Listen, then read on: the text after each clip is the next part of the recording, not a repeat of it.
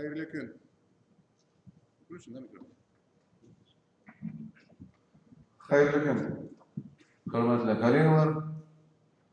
Добрый день, уважаемые коллеги. Сегодня мы подводим итоги деятельности Башкирской территориальной подсистемы единой государственной системы ликвидации и предупреждения чрезвычайных ситуаций, выполнение мероприятий гражданской обороны в 2020 году и поставим задачи на предстоящий уже 2021 год. В 2020 году год для нас был достаточно сложным и непростым для всех нас, но Башкирская территориальная подсистема справилась с поставленными задачами. Хочу в первую очередь, конечно, поблагодарить всех коллег, с которыми мы работаем и в рамках комиссии Республики Башкортостан по предупреждению и ликвидации чрезвычайных ситуаций и обеспечению пожарной безопасности, и в рамках РЦЧС. Я вижу, что вы все ответственно выполняете свою работу, в результате которой мы видим на осмотрах, на учениях и, конечно же, в боевых условиях при ликвидации пожара, чрезвычайных ситуаций и происшествий. В области защиты населения от территории РЧС и обеспечения пожарной безопасности президентом Российской Федерации Владимиром Владимировичем Путиным поставлена задача к 2030 году снизить количество погибших не менее чем на 25%, а в области обеспечения безопасности на водных объектах не менее чем на 18%. Для достижения этих целей указом главы республики Радия Фаридовича Хабирова о стратегических направлениях социально-экономического развития Башкортостана определены приоритетные направления деятельности правительства республики до 2024 года, в том числе по повышению уровня защищенности населения и территории от чрезвычайных ситуаций и пожаров. По итогам 2020 года уже достигнута положительная тенденция к снижению количества ЧС на 25%, снижению числа погибших и в ЧС на 100%, увеличение количества спасенных на пожарах и на водных объектах на 1188 человек. В прошедшем году никто в мире не мог прогнозировать развитие ситуации с новой коронавирусной инфекцией сегодняшних масштабов. Но тем не менее, мы с вами были готовы к реагированию на нестандартные ситуации, в числе которых массовое возвращение туристов из зарубежных поездок, прибытие в республику большого количества граждан Кыргызстана, их размещение и дальнейшее отправление на родину. Сотрудники пожарных и спасательных служб в первых дней пандемии проводили мероприятия по контролю и недопущению распространения новой коронавирусной инфекции, а также по выявлению нарушений в сфере соблюдения режима повышенной готовности. Ситуация с пандемией, как и многие другие, показала нам, что профилактика происшествий гораздо менее затратна и более эффективна, чем уже ликвидация последствий ЧС и происшествий. Вы помните, как развивалась чрезвычайная ситуация в Сибае, на предприятии Полиев в Благовещенском районе, их последствия и отголоски, которых мы продолжали ликвидировать и в 2020 году. Поэтому обращаю внимание муниципалитетов, предприятий и организаций на то, что превентивные меры должны быть приоритетными в соответствующих планах и бюджетах. Испытание прошла и наша система 112, когда осенью прошлого года наблюдался значительный рост числа обращений экстренной службы через единый номер 112. Современный комплекс мер позволил нам стабилизировать сложившуюся ситуацию и обеспечить качественную работу системы 112. По итогам решения нестандартных задач Башкирская территориальная подсистема показала свою эффективность и мобильность. лето 2020 года было достаточно жарким. На территории республики произошло 172 природных пожара на общей площади более 5,5 тысяч гектаров. В их числе крупный пожар в Башкирском государственном заповеднике в Бурдянском районе. В тот период незамедлительно для координации сил и средств, задействованных на тушение этого пожара, был создан оперативный штаб. Совместными усилиями была организована слаженная работа пожарных, сотрудников Минлесхоза и самого заповедника, добровольцев и волонтеров по ликвидации лесного пожара. Именно благодаря проделанной работе угроза населенным пунктам не допущена и обеспечена своевременная ликвидация природного пожара.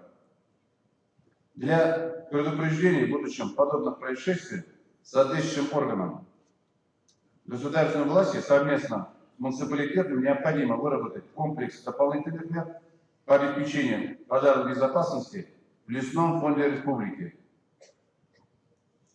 Жарким летом 2020 года многие наши жители остались отдыхать, конечно же, дома в Башкортостане, что добавило работы спасателям. Поток отдыхающих на водных объектах республики вырос аж до 3 раз. Благодаря совместной работе в прошедшем году на 11 единиц увеличено количество оборудованных пляжей, но следует отметить, что этого явно недостаточно. Хотя по наличию пляжей мы в Приволжском федеральном округе практически являемся лидерами. 90 пляжей, то, что мы имеем, да? Основное количество происшествий на водных объектах приходится на гибель людей в небольших водоемах на территории сельских поселений. Поэтому муниципалитетам необходимо обратить особое внимание на оборудование мест купания, организацию безопасности традиционных мест отдыха у воды, привлекать к этой работе общественные организации заинтересованных предпринимателей. В соответствии с поручением главы республики Ради Фаридовича, в каждом муниципалитете должно быть открыт одному дополнительному пляжу.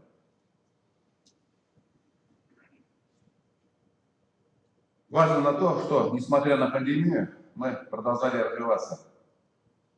В рамках реализации мероприятий стратегии развития пожарно-спасательных сил созданы 2 новые республиканские пожарные части южной и центральной части республики. Построено одно новое пожарное депо для Федеральной противопожарной службы в Кушнаренковском районе. Для обеспечения безопасности туристического кластера на Павловском водохранилище создан спасательный центр. Организовано проектирование новых пожарных депо в Гафурийском, Уфимском и Шимпанских районах и городе Нефтекамск. В 2021 году создано еще 4 подразделения противопожарной службы республики. Это у нас в Баймакском, Чешминском и Кугарчинском районах. Все озвученные мероприятия мы реализовали в рамках 2 госпрограмм по чрезвычайным ситуациям и общественной безопасности. На эти цели из бюджета республики было выделено 1,3 миллиарда рублей. Очень важно, что работу по предупреждению чрезвычайных ситуаций, профилактике пожаров мы осуществляем в тесном взаимодействии с правоохранительными органами. В первую очередь, конечно, Министерством внутренних дел Республики Башкортостан, Управлением Росгвардии. Совместно мы действовали и во время ликвидации лесных пожаров, профилактических мероприятий по недопущению распространения новой коронавирусной инфекции. Несмотря на все трудности, мы будем и дальше развивать отрасль и принимать исчерпывающие меры для достижения целей, поставленных стратегическим указом главы республики. Так как спасение жизни и сокращение смертности населения – это самая главная задача, на решение которой направлена деятельность всех звеньев Башкирской территориальной подсистемы единой государственной системы предупреждения и ликвидации чрезвычайной ситуации. Поэтому сегодня мы обсудим пути решения стоящих перед нами задач определим конкретное направление для дальнейшей нашей совместной деятельности. Сегодня у нас все приглашенные участники сбора прибыли. Работу сбора предлагаю считать открытой. В работе сбора принимает участие федеральный инспектор, заместитель федерального инспектора Республики Башкортостан Николай Васильевич Шкин, заместитель председателя Государственного собрания Курултая Республики Башкортостан Рустам Рифатович Ишмухаметов, руководители министерств, ведомств, главы и заместители глав администрации муниципальных районов и городских округов, председатели комиссии по чрезвычайным ситуациям и обеспечению пожарной безопасности, представители функциональных и территориальных звеньев Башкирской территориальной подсистемы СТЧС, спасательных служб, руководители предприятий и организаций республики. Вашему вниманию предлагается следующий порядок работы. Доклад начальника Главного управления МЧС России по Республике Башкортостан Марата Раисовича Латыпова 20 минут. Доклад председателя Государственного комитета Республики Башкортостан по чрезвычайным ситуациям Умерова Фарида Рифовича 10 минут. Далее заслушивание докладов 7 минут. По итогам выступления предлагается принять рекомендации дальнейшей работы в области гражданской обороны, защиты населения территорий от чрезвычайной ситуации, природного и техногенного характера Республики Башкортостан. Пленарное заседание предлагается завершить в 13 часов без перерыва. Есть у участников сбора замечания, предложения по повестке дня и регламент работы? Если нет, тогда начинаем заслушивание основных докладчиков.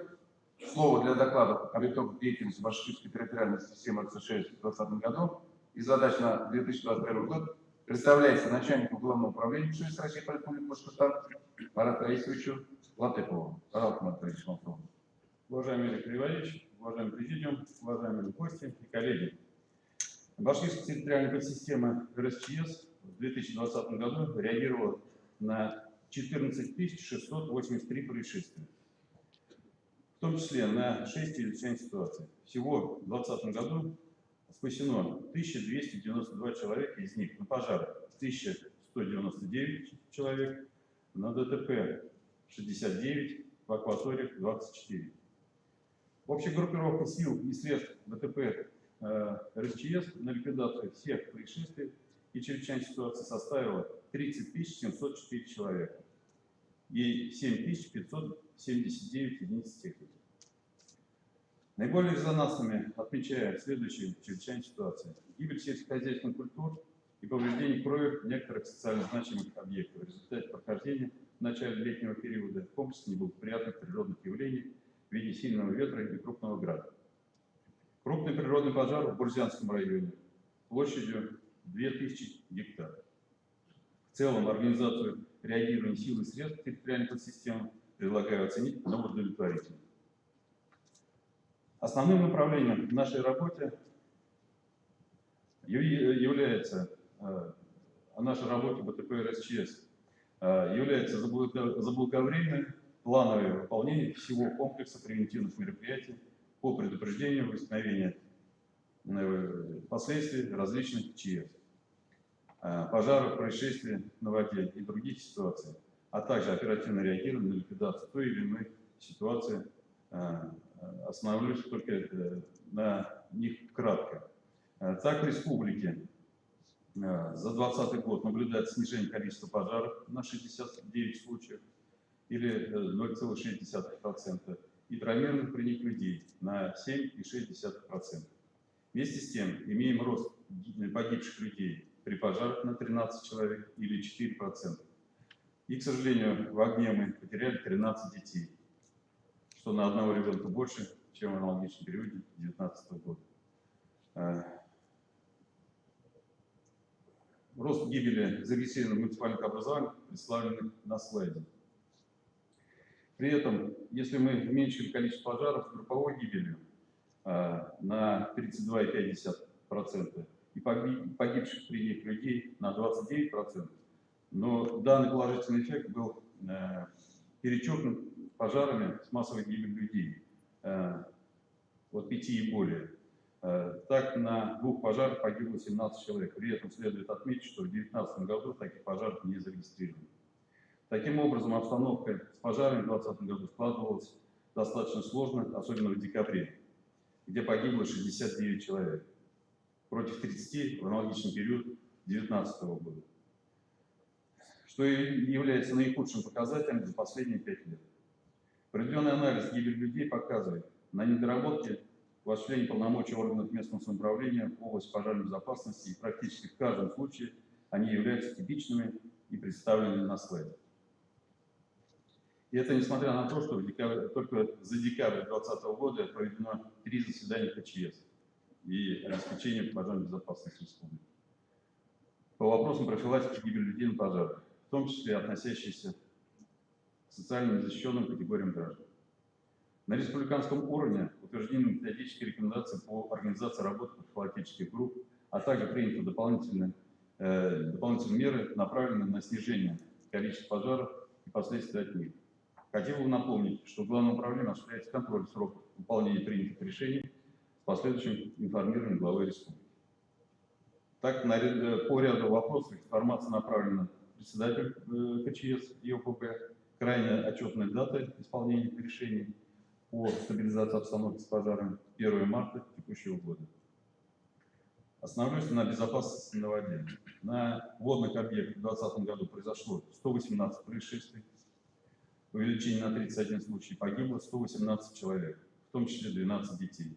Рост погибших на 33 тысячи человека, а гибель детей на 4. Основная гибель людей зарегистрирована в летний купальный сезон, а причина гибели – купания в необорудованных местах, состояние алкогольного опьянения. Гибель детей произошла из-за отсутствия контроля со стороны взрослых. При этом в 2020 году освидетельствовано и допущено к эксплуатации 90 пляжей, 37 муниципальных образований. Вместе с тем, не организована работа по организации пляжей и созданию мобильных подразделений водных спасателей в следующих муниципальных образованиях. Они представлены на слайде. Хотел также довести до вашего сведения, что с 1 января 2021 года вступили в силу новые приказы МЧС России, представленные также на слайде. Существенно изменены правила пользования пляжами, на которых установлен запрет привод с собой животных, за исключением собак поводырей. Также, согласно правилам пользования пляжами, с 1 июля 2021 года предусмотрен переход от выдачи разрешений на использование пляжами к их декларированию по инициативе правообладателей в Центр ГИС. И с 1 октября 2021 года, согласно правилам пользования переправами и наплывными мостами, также требования предусмотрены такие же требования предусмотрены правообладателям ледовых переправ. Часть, касающаяся правил использования маломерными судами, новые изменения затронули обеспечение безопасности пассажиров на плавсредствах. При этом особое внимание уделили вопросам безопасности несовершеннолетних. То есть при перевозке несовершеннолетних в лодке необходимо одевать жилет, а не просто иметь ее в лодке. Это обязательство. То, что касается пляжей, то есть есть возможность безнадзорно открывать эти пляжи и в уведомительном порядке уведомить ГИМС о том, что вы в этом месте открыли пляж и соблюдаете все требования к этим пляжам.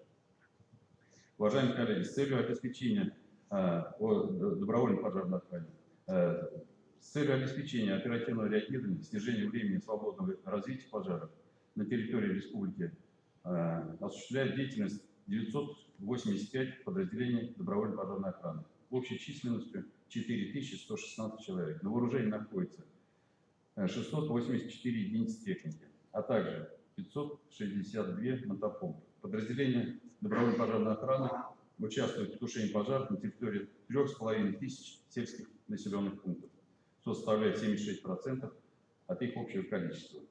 В 2020 году подразделением добровольной пожарной охраны принято участие в ликвидации более 2000 пожаров. При тушении пожара спасено 2 человека в Белорецком районе. За 2020 год количество формирований увеличено на 9 подразделений, а общая численность добровольно пожарных увеличилась на 690 человек. В муниципальную собственность переданы 2 пожарных автомобиля и 30 единиц прицепной пожарной техники с автономным пожарным насосом. В лучшую сторону по уровню развития и поддержки подразделений ДПО отмечаются Учебинский, Ишимбайский, Милютский районы республики.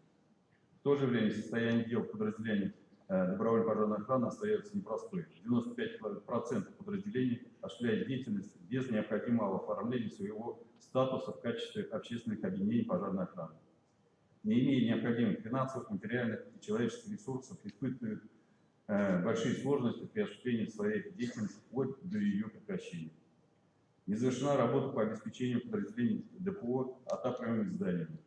Для размещения пожарной техники не созданы условия для круглосуточного дежурства добровольно пожарных зданий или смежных с местом расположения пожарной техники помещений.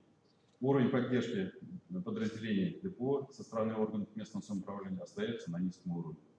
Если обратили внимание, то даже только по неисправной технике Федоровский и Баймакский районы у нас выдающиеся. В Федоровском районе 6 единиц техники неисправных, в Баймакском 7 единиц техники. Называть их добровольной пожарной охраной, наверное, не получается, потому что там техника неисправна.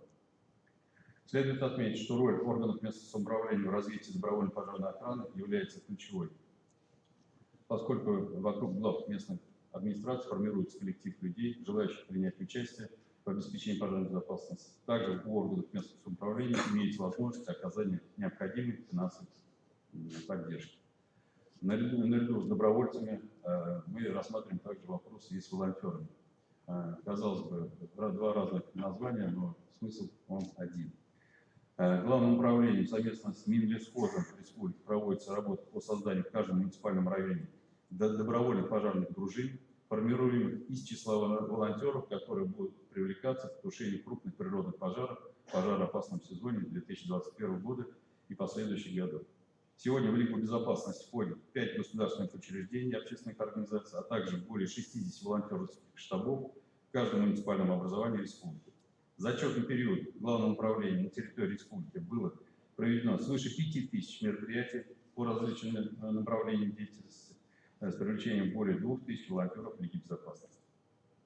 Прошу оказать содействие кураторам волонтерского движения в ваших муниципальных районах с привлечением наиболее активного населения в данной работе. На слайде представлены муниципалитеты, где работа не организована.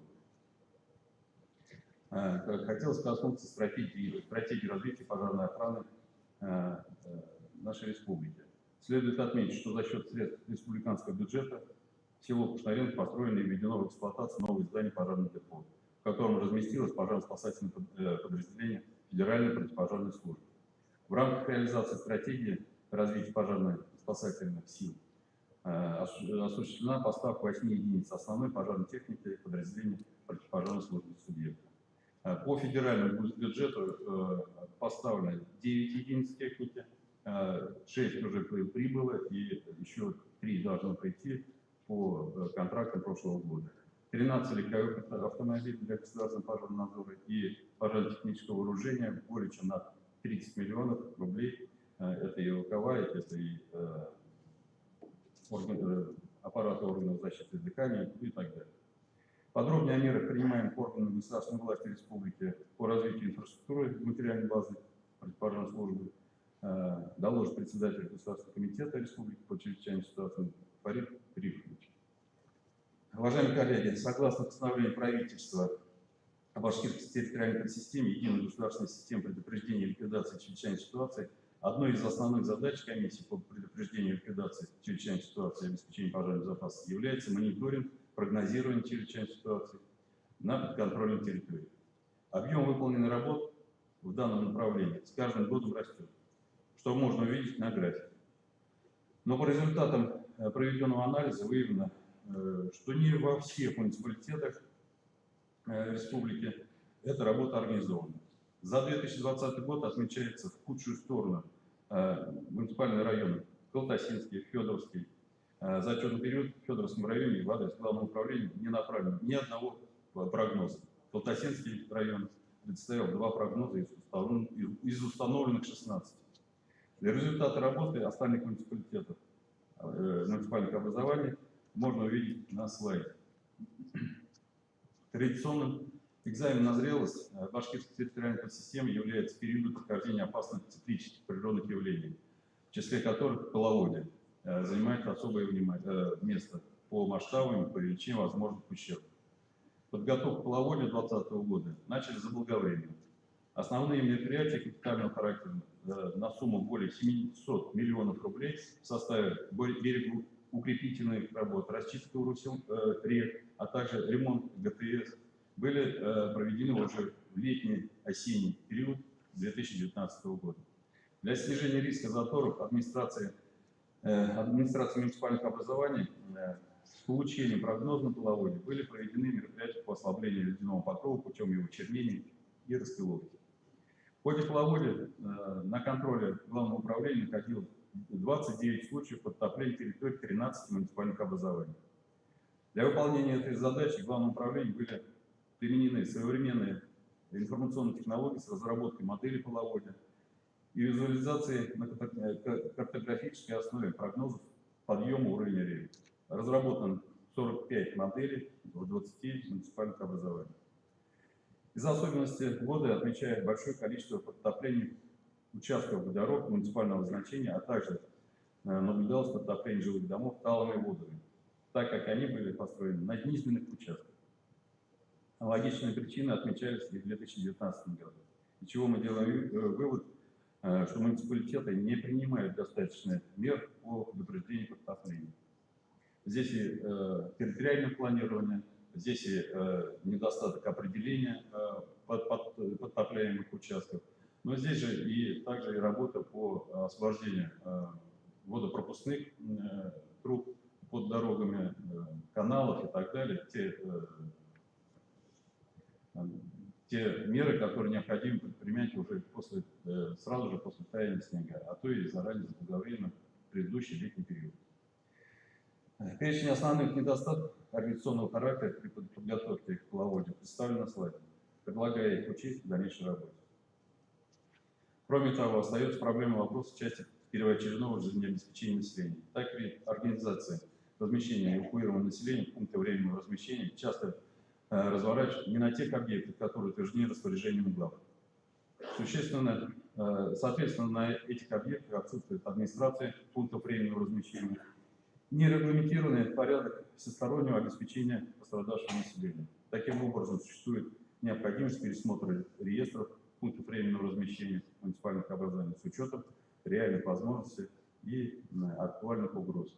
То есть, когда что-то происходит, мы судорожно начинаем искать то помещение, куда мы можем эвакуировать население.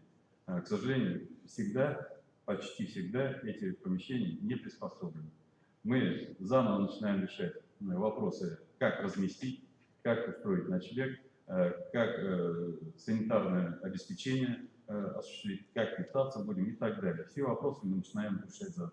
Эти все вопросы должны быть проработаны в документах предварительного планирования. В 2020 году работа по предупреждению нефтеразлива проводилась согласно требованиям нормативных документов федерального и республиканского уровня. Перечень объектов, на которых должны быть разработаны соответствующие планирующие документы, утверждены и своевременно корректироваться. Фактически разработано 230 планов различных уровней. Контроль их переработки по истечении срока действия обеспечен. По итогам года отмечаю недостаточную работу администрации городского округа города Агидель и Бураевского района. Проверка качества документов, а также оценка достаточности сил и средств проводилась по результатам учения. По итогам года на контроле Главного управления находилось 12 происшествий, связанных с нефтеразливами. Чрезвычайной ситуации в данном случае не допущено. В связи с изменением федерального законодательства, а именно о внесении изменений в статью Федерального закона об охране окружающей среды и отдельных законодательных актов Российской Федерации, с января текущего года вступил в силу новый порядок организации и проведения мероприятий в области разливов нефтепродуктов. Теперь координацию данного вида деятельности осуществляет Росприроднадзор. По исполнению плана работы республиканской КЧС в отчетном году проведено 18 заседаний и рассмотрено 29 вопросов, из них внеплановые 29. Все решения оформлены протокольно, контроль обеспечен. По результатам анализа исполнения решений отмечаем недостаточную работу ряда муниципальных образований, которые допускают факты несвоевременного предоставления отчетных документов. Сведения о них представлены опять-таки на слайде. Что касается планирования мероприятий гражданской обороны, то в целом работа была организована. В период с 1 по 31 октября проведен месячник гражданской обороны, 2 октября принято участие во всероссийской штабной тренировке. Обеспечение населения средствами коллективной защиты является одной из основных задач гражданской обороны. В 2020 году объектами экономики на ремонт и содержание защитных сооружений затрачены финансовые средства в размере 13 миллионов рублей. Повышена готовность 71 защитного сооружения гражданской обороны. Готовность к приему укрываемых повышена на 3,5% и составляет 73,5%, что является высоким показателем нашей с вами работы. Республика Башкортостан занимает одну из лидирующих позиций среди субъектов Российской Федерации по поддержанию готовности защитных сооружений гражданской обороны. Эффективным способом стимулирования и определения лидеров по поддержанию объектов гражданской обороны в готовности традиционно является проведение ежегодного смотра конкурса на лучшее содержание и использование защитных сооружений гражданской обороны муниципального, регионального и федерального уровня. Так, в прошедшем году 2 убежища Республики Башкортостан заняли призовые места в Приволжском федеральном округе. В 2020 году Главное управление впервые участвовало в реализации пилотного проекта по повышению устойчивости городов к чрезвычайным ситуациям «Мой город безопасности». И городской округ город Нефтекамск, представляя республику на федеральном уровне, по итогам занял 1 место в категории города с численностью населения от 100 до 400 тысяч человек. Теперь город Нефтекамск необходимо будет защищать честь Российской Федерации на международном уровне. Республиканские соревнования школы безопасности в 2020 году прошли в дистанционном формате с 30 ноября по 3 декабря. Участвовали 55 команд из 51 муниципального образования. Общая численность — это 400 человек.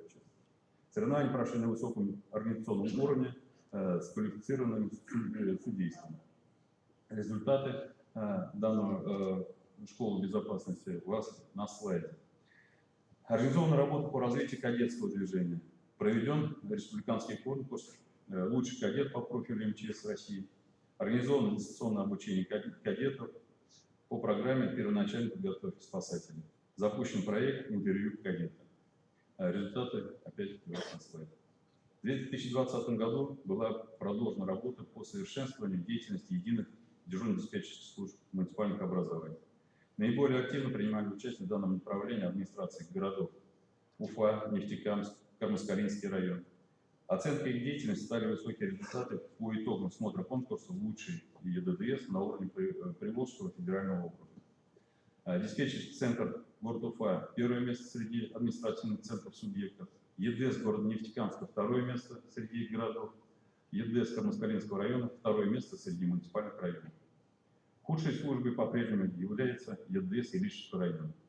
Несмотря на доведение главного направления имеющихся недостатков в 2017-2018 годах и на заседании КЧС и ОКБ в декабре 2020 года, ситуация с материально-техническим обеспечением и кадровым обеспечением остается на низком уровне. Уважаемые главы районов, заместители, с целью оперативного реагирования на ЧС, сокращения времени принятия решения, а также автоматизированного обмена данными в республике развивается региональный сегмент информационной системы «Атлас природных и техногенных опасностей». По инициативе Главного управления вопрос создания наполнения «Атласа» был рассмотрен на заседании КЧС, где был представлен его прототип, определенный механизм наполнения путем привлечения к работе министерств и ведомств республики. В прошлом году республика подошла к завершающему этапу реконструкции региональной автоматизированной системы централизованного оповещения населения РОСТО. Были проведены 2 комплексные проверки действующего РОСТО, по итогам которых система оценивается как ограниченно готовы к выполнению задач. Подробнее по вышеуказанному вопросу доложит председатель Государственного комитета Республики Башкортостан по чрезвычайной ситуации. Завершены работы по сопряжению многоуровневой навигационной информационной системы мониторинга транспортных средств МЧС России с системой обеспечения вызова экстренных оперативных служб по единому номеру 112 республики. В отчетном периоде проведено полное переоснащение ДДС-01 новым оборудованием, в том числе средствами защиты от несанкционированного доступа. В основном все мероприятия проведены и оцениваются как положительными, и основными задачами хочу определить на 2021 год. Это организация оперативного реагирования на чрезвычайные ситуации, пожары и происшествия, выполнение плана основных мероприятий. Мы все мероприятия спланировали именно в этом документе, и вы в том числе. Подготовка к проведению и безопасному, в первую очередь, проведению чемпионата WorldSkills и проведению полкариады в этом году. Совершенствование деятельности ЕС муниципальных образований, координация деятельности мероприятий по поддержанию работоспособности региональных систем централизованного оповещения в соответствии с действующей нормативно-правовой базой, координация деятельности органов исполнительной власти республики, выполнение мероприятий по развитию и дальнейшему совершенству системы обеспечения вызовов экстренных оперативных служб по единому номеру 112. Профилактика пожаров и гибели и травмирования на них. Увеличение количества оборудованных пляжей в 2021 году в каждом муниципальном образовании, развитие добровольной пожарной охраны. Все эти задачи вы видели на слайде. Готов к вопросам, если они возникнут. Спасибо, Марат Раисович. 16 слайд, коллеги, Юрий, пожалуйста.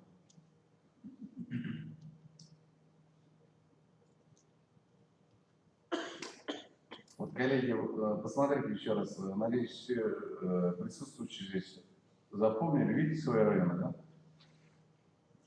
Которые в 2020 году, вот это те районы, 26 районов, которым на своей территории ни одного пляжа не впустили. Поэтому персонально я вас попрошу к 1 июня вот, те районы, которые вот сейчас на слайдах дополнительно еще, чтобы там у вас все пляжи были оборудованы, аттестованы, и попрошу доложить Госкомитет 1 июня, что у вас там полностью запущено. Я в прошлом году акцентирую внимание на это. Мы с вами, еще раз говорю, в прошлом году проводили полностью работу на водных объектах. У нас, как никогда, происшествий много было на воде. Я сейчас перечислять не буду. Вы все это прекрасно знаете, где это произошло, как это произошло. У нас первые старты дались, понятно, студенты, тем более студенты из-за рубежа, которые приехали сюда учиться. В том числе я попрошу Министерство образования, высших учебных заведений персонально уже во всех школах прорабатывать работу. Город Уфа, понятно, в первую очередь, да, у нас те большие пляжи, где проживает больше миллиона населения, то есть здесь у нас вот рядом. Да, и те водные объекты, которые по республике, водоемы, мы все прекрасно с вами знаем. Поэтому люди в позднее оборудованных местах, поэтому там никто, где нет спасателей, вот, где спасатели дежурят, у нас сколько спасенных жизней. Вот, поэтому еще раз вас прошу и обращаю на это внимание. Марат Ильич, подскажите, пожалуйста, какие основные у нас причины были в 2020 году и какой вообще социальный статус имели погибших при пожарах? Да, Юрий Николаевич, я ввиду краткости, желания краткости доклада не озвучил полностью статистику по пожарам. Но если брать по причинам возникновения пожаров, основной причиной возникновения всех пожаров это примерно 63-65% это неосторожное обращение с огнем.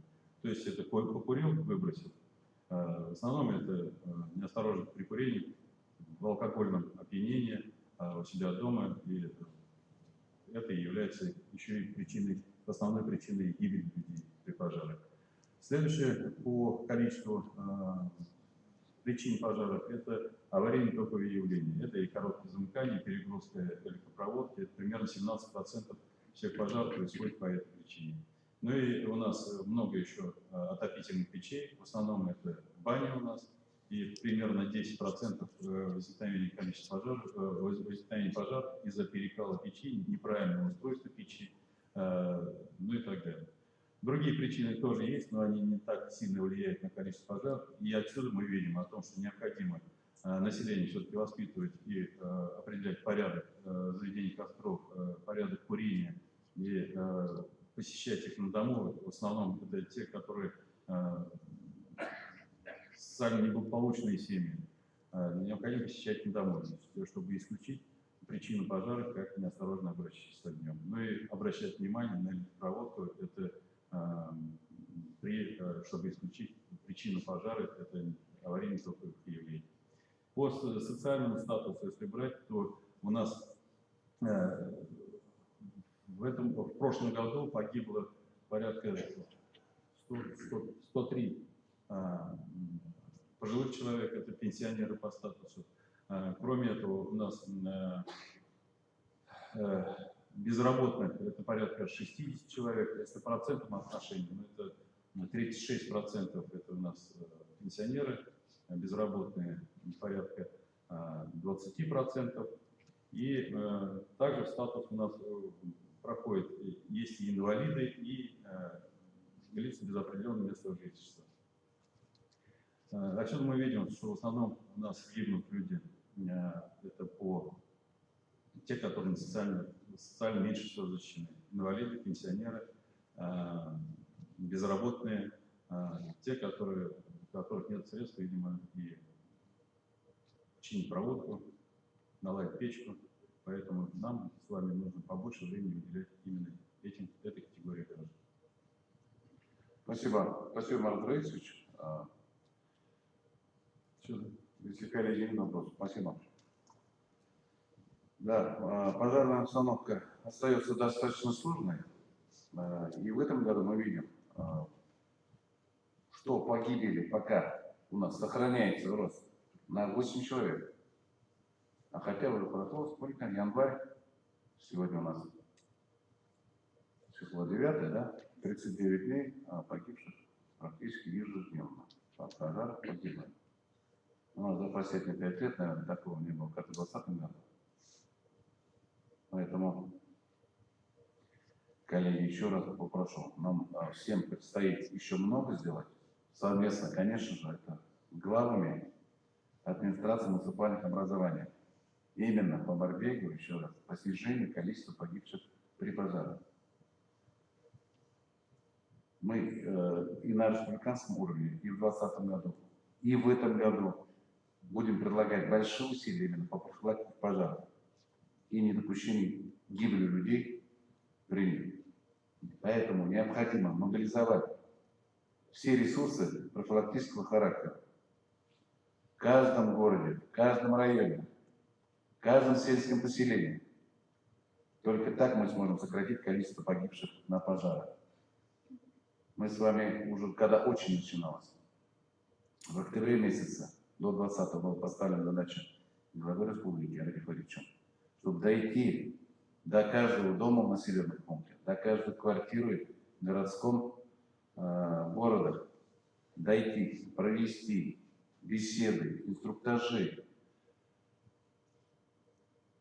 То, что было сделано, то, что было доложено. И мне кажется, что мы не всегда доходим до каждого дома.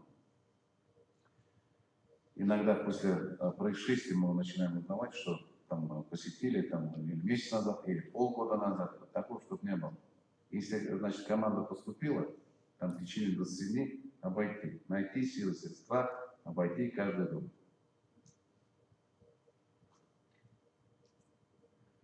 В то же время мы понимаем, что без дальнейшего развития пожарно-спасательного звена ТПЦ-ШС задачу снижения смертности при пожарах и ЧС нам не решить, поэтому слово для анализа развития ТПЦ-ШС в 2020 году и задачах на 2021 год представляется председателю Государственного комитета Республики Башкортостан по ЧС Фарид Рифовичу Гумерову. Пожалуйста, Фарид Рифович, вам слово.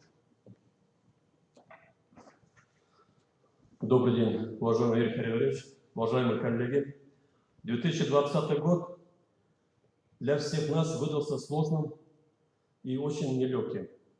Серьезным вызовом прошедшего года для нас стало обеспечение готовности всех служб СЧС к эффективной работе в условиях пандемии. С 1 апреля отчетного года в республике была организована работа обсерваторов, опыта создания которых в республике еще не было.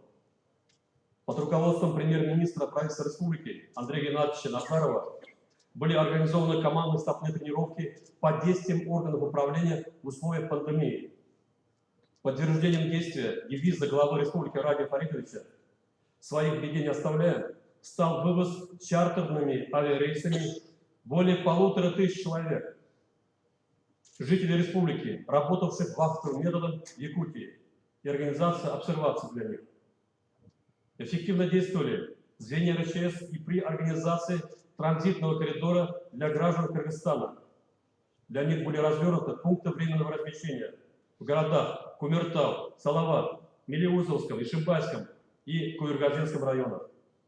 Эти муниципальные звенья РЧС отлично справились с новыми задачами. Им помогали Главное управление МЧС России, МВД по республике Башкортостан, Росгвардия, Минздрав республики. Опыт реагирования на вызовы пандемии, опыт ликвидации чрезвычайных ситуаций и пожаров подтверждает, что сил и средств достаточно. Повестка дальнейшего развития БТП РЧС – это модернизация функциональных звеньев. Драйвером в развитии пожарно-спасательного звена стала соответствующая стратегия. Цифры отчетного года – 1246 спасенных или на 1052 человека больше по сравнению с прошлым годом стало возможно в том числе благодаря реализации стратегии.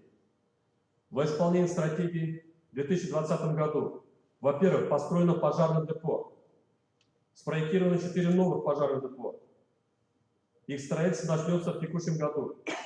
Во-вторых, поставлена пожарная техника в 30 сельских поселений для добровольной пожарной охраны.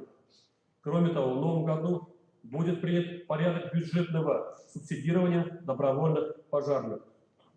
В-третьих, созданы новые пожарные части в Ишимбайском, Уфимском районе, а также спасательный центр в Нурманском районе. Открытием этого спасательного центра завершено формирование республиканской пожарно-спасательной инфраструктуры. Количество мобильных профилактических групп доведено до 41. Считаю, что муниципалитеты видят в них реальное подспорье в организации на своих территориях профработы как по пожарам, так и по происшествиям на водных объектах.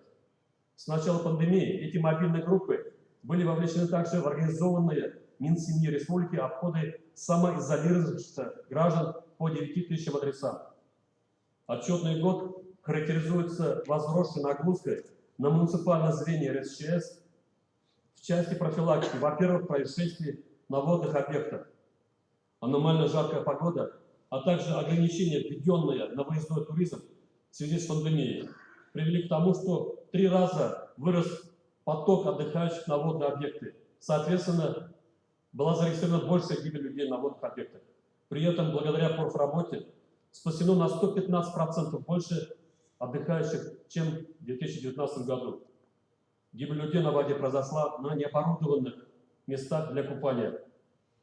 С учетом прогноза на лето в этом году необходимо готовиться к не менее напряженному купальному сезону текущего года.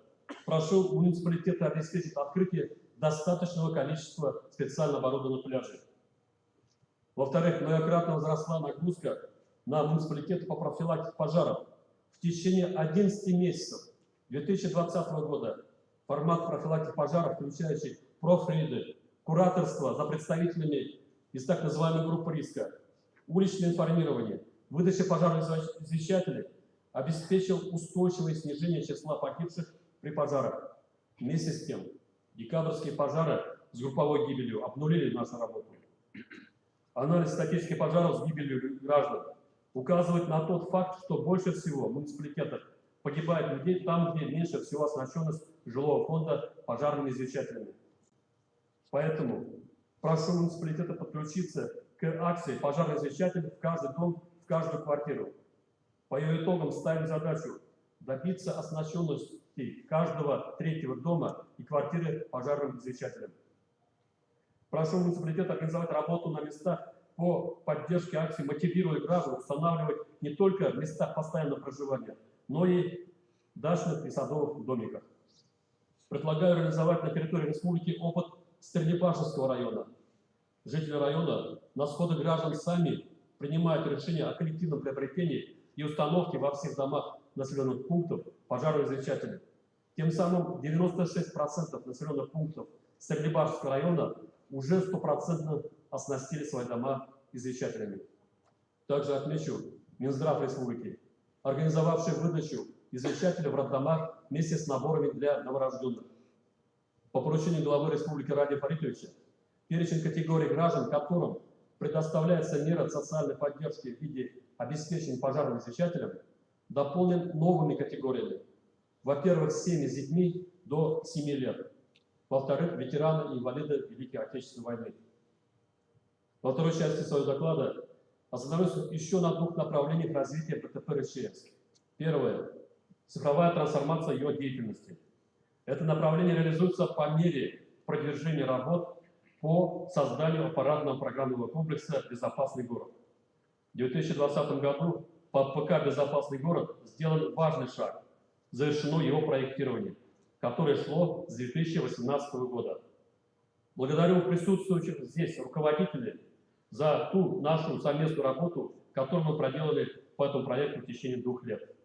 На сегодняшний день из 48 сегментов 17 уже реализованы, и вы могли с ними уже ознакомиться на выставке, которая была организована сегодня для вас. Один из этих сегментов – система 112.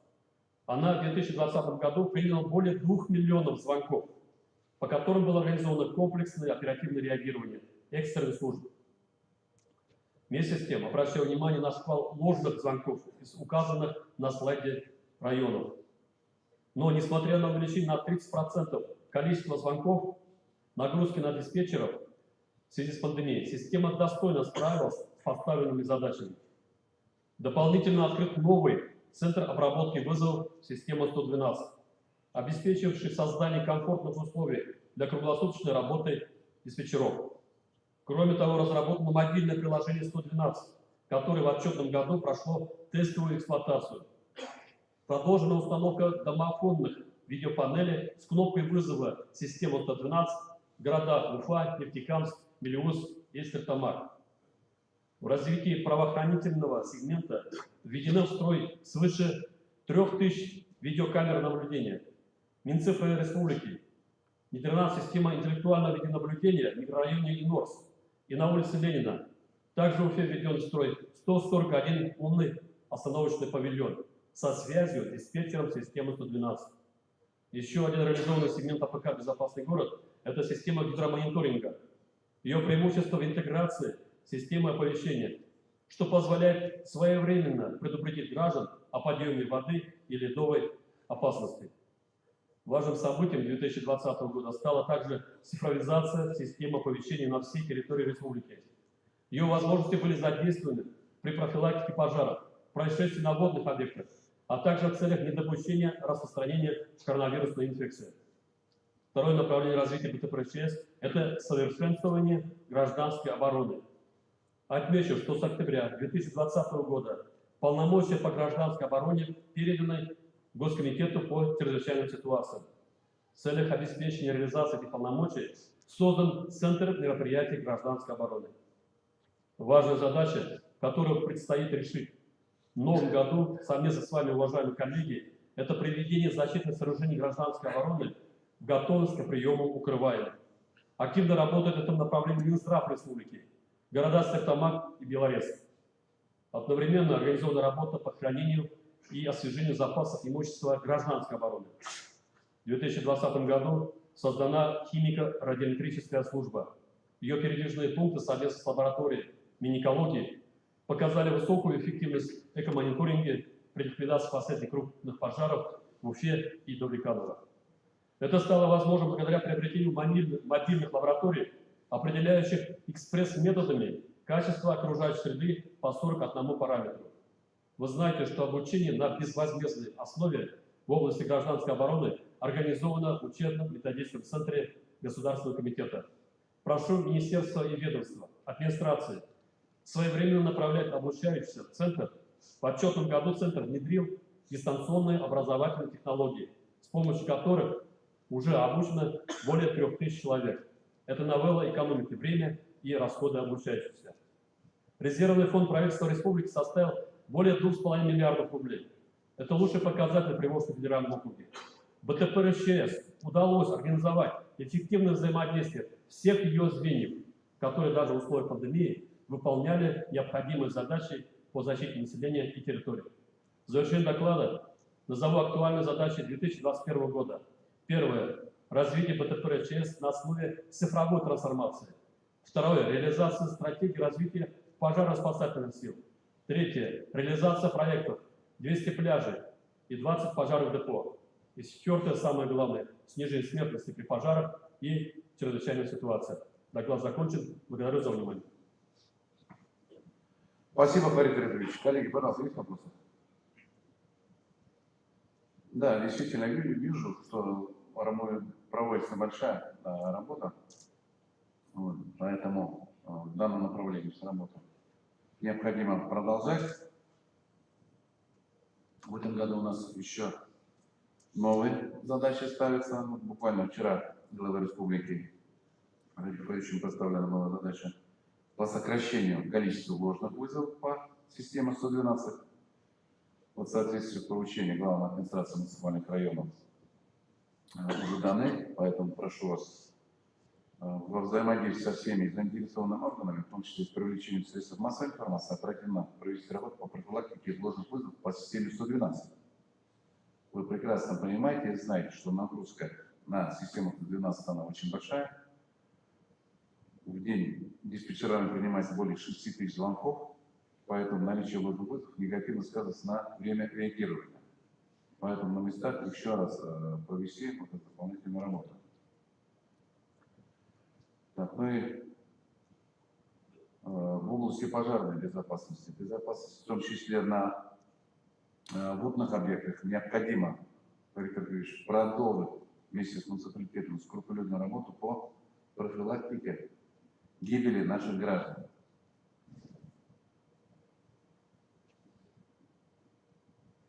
Вот подскажите мне, пожалуйста, в республиканском уровне мы проводим большую работу для защиты населения и территории от чрезвычайных ситуаций и происшествий. Вот какие конкретно меры принимаются для поддержки муниципалитета в данном направлении, кроме того, что выше назвали?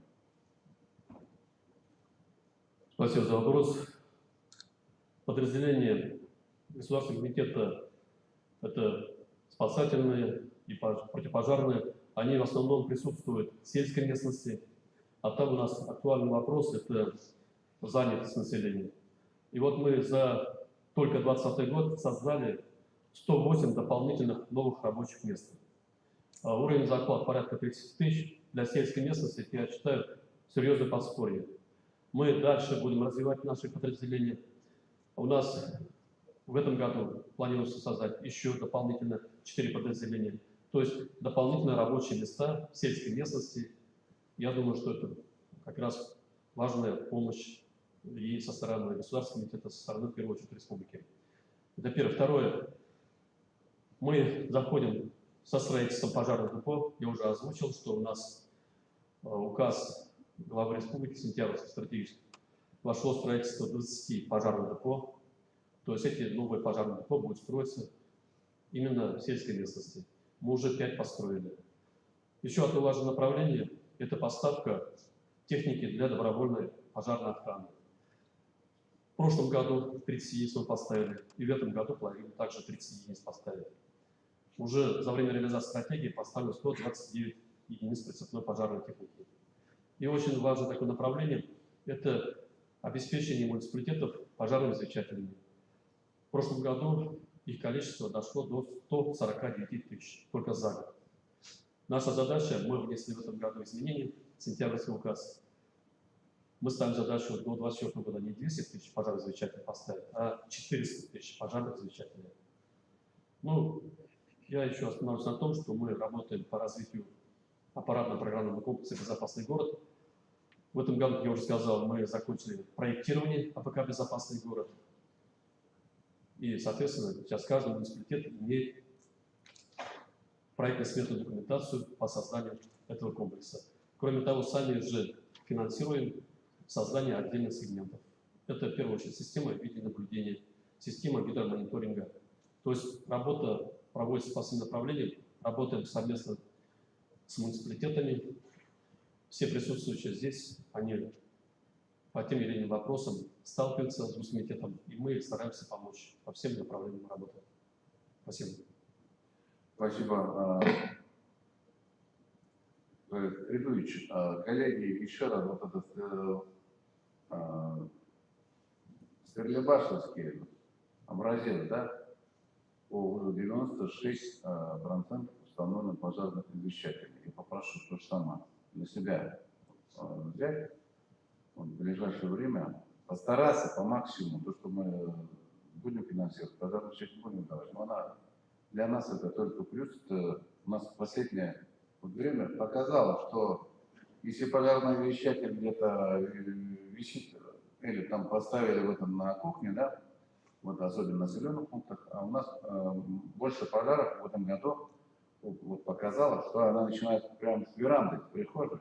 Люди вышли там, покурили, не за то, что на бычок. Мы также потеряли молодых семей, практически Лебяжье, потеряли рядом километр от Лебяжья, это Уфимский район. Семья, жена, ребенок 5 лет. То же самое. Вот был бы там какой-то извещатель, в СМТ особенно обращаю внимание. В СМТ в каждом районе есть вот эти вот СМТ, где у нас там происходят вот эти пожары. Больше проверять, выявлять и так далее. Тогда мы намного не допустим пожаров, потому что спасем много жизней. Но я обращаю внимание вот по защитным сооружениям. Ну, вот никуда не годится. У нас 27% защитных сооружений, вот здесь вот поставь, да, не готово. Поэтому, коллеги, мы с вами уже на КЧС эти вопросы рассматривали. Поэтому еще раз у себя все проверьте и необходимо его приводить в порядок. Пожалуйста, есть будут вопросы, Федор Ильич? Тогда спасибо. Спасибо. Коллеги, тогда продолжаем работать. У нас Тумазинский район. Вот в предыдущие годы был в центре внимания из-за резонансных пожаров, связанных с гибелью людей. Среди них 2 декабрьских пожара 2018 года в поселке Кандры, на которых погибли суммарно 5 малолетних детей. Поэтому необходимо отводить особую роль в профилактике детских гибелей. Мы в прошлом году, 2020 год, тоже у нас детей погибло на больше, чем на 19 год. Дополнение. Но поэтому необходимо отводить особую роль в профилактике детской гибели. Проверка многодетных семей, выявление условий проживания, опасных для детей. Необходимо еще активнее, наверное, взаимодействовать с органами опеки, комиссии по делам несовершеннолетних. Ну и дополнение хочу обратить ваше внимание на необходимость более адресной работы по профилактике гибели людей на пожарах. Особенно вот среди сезонных работников, у кого у нас весна, в местах их временного проживания. В прошлом году только вот крестьянско-фермерское хозяйство Тумазинского района было задействовано почти 1000 таких работников. Вместе с тем, к сожалению, один из наиболее резонансных пожаров 2020 года зарегистрирован также в Тумазинском районе. Тогда, 9 мая, вместо того, чтобы встречать День Победы, 75-летие Победы в Великой Отечественной войне, в 6 часов утра в огне погибли вот 6 сезонных сельхозработников, которые прибыли в соседнем районе для работы. А таких у нас сельхозработников если вот так проехать, да, по районам, по колхозам, очень много, они где заселяются? Очень много заброшенных гаражей, которые еще осталось. А куда их заселять? Гостиницы нет. Пожалуйста, живите вам. Есть там оборудование, небольшое помещение, забили, там есть досок. Вот вам, пожалуйста, гостиница. Круглосуточно, где проживают вот эти работники. Через метр также из досок, из бревна сделали баню. Где они там питаются, где они там живут, где они там курят. И кроме того, конечно, что делать? Одни собрались в вечернее время, конечно, в употреблении спиртных напитков. Это уже как пороховая бочка. Тем более в одной гостинице в Тимадинском районе заселены и мужчины, и женщины. Седьмой был бы еще вывалился с окна, со второго этажа остался жив. А где мы с вами были? Это вот, я всегда считаю, это вот наше упущение, это контрольных органов, которые обязаны проверять, дойти, посмотреть условия проживания и так далее, и так далее. Вот поэтому по итогам прошлого года Тумазинский район показал рост количества пожаров более чем на 83% по сравнению с 2019 годом. 11 человек погибших в 2020 году. Это против 6 в 2019. Об организации работы по предупреждению пожаров и гибели людей на этих пожарах на территории Тумазинского района проинформирует глава администрации муниципального района Тумазинский район Суфиян Айдар Рабгатович. Вот он, вы уже видите, он у нас подключен к системе ВКС. Пожалуйста, Айдар Рабгатович, вам слово. Добрый день, уважаемый Михаил Валерьевич, уважаемые коллеги. Да, действительно, вопрос по предупреждению пожаров и профилактике гибели людей при них у нас имеет серьезный вопрос. Большой жилой фонд и порядка 132 фермерских хозяйств, где работают более 2000 привлеченных и более 50 тысяч жилого фонда ИЖС, заставляет нас на эту тему работать серьезно. И вот в течение 2020 года те методические указания и помощь, которая оказывалась главным управлением и Государственным комитетом по чрезвычайным ситуациям, она у нас учтена в нашей работе и включена полностью в деятельность всей подсистемы. Первым мне хотелось бы остановиться... Коллеги, вот это уберите с этого с экрана. Где фотография, это видео? Если слайдов нет. Вот так, да, пожалуйста. Одним из первых разделов по предупреждению пожаров, я считаю, что это работа действительно профилактических групп. У нас их 30 создано, 216 человек работают в рамках этих профилактических групп. Значит, наши помощники, инспектора, они, значит, имеют соответствующее удостоверение, осуществляется обход по всем населенным пунктам и ведется списочный учет по каждой категории граждан, по каждому населенному пункту. Кроме того, значит, при обходах под роспись проводится сам обход и выдаются соответствующие предложения по выявленным нарушениям. За 2020 год у нас посетили мы более 11 тысяч мест проживания граждан, которые подвержены повышенному риску возникновения пожаров.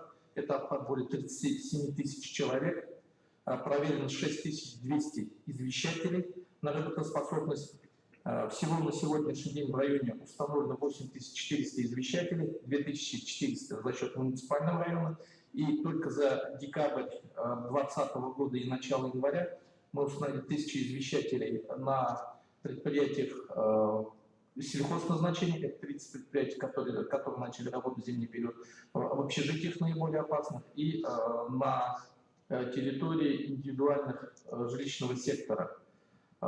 И все эти вопросы, все предписания рассмотрены на сходах, на форумах управдом, на заседаниях общественных организаций. Проведя профилактические работы, мы составили соответствующий план обучения наших волонтеров, обучения наших нештатных инспекторов. И вот на 2021 год у нас соответствующий план составлен, 6 вебинаров, один из которых 14 января проведен. Но первым рассмотрен анализ работы всех наших профилактических групп за декабрь и первую половину января. Рассмотрена тема цели, задачи и порядок работы профилактических групп в жилом фонде на территории муниципального района. И на следующие вебинары подготовлен план и темы меры пожарной безопасности, которые следует уделить особое внимание при проведении агитационно-разъяснительной работы, меры пожарной безопасности при использовании электротехнических устройств, меры пожарной безопасности при использовании газовых приборов, меры пожарной безопасности при пользовании печным отоплением и вот обобщение и анализ той информации, которая в ходе реализации всех мероприятий аккумулирована, значит, профилактическими группами. Для проведения обучения у нас очень плотно организовано взаимодействие со службами МЧС, с нашими пожарными гарнизонами. Ну и сейчас конкретно закреплены специалисты газовой, электрослужбы для обучения, для взаимодействия и для анализа данной работы.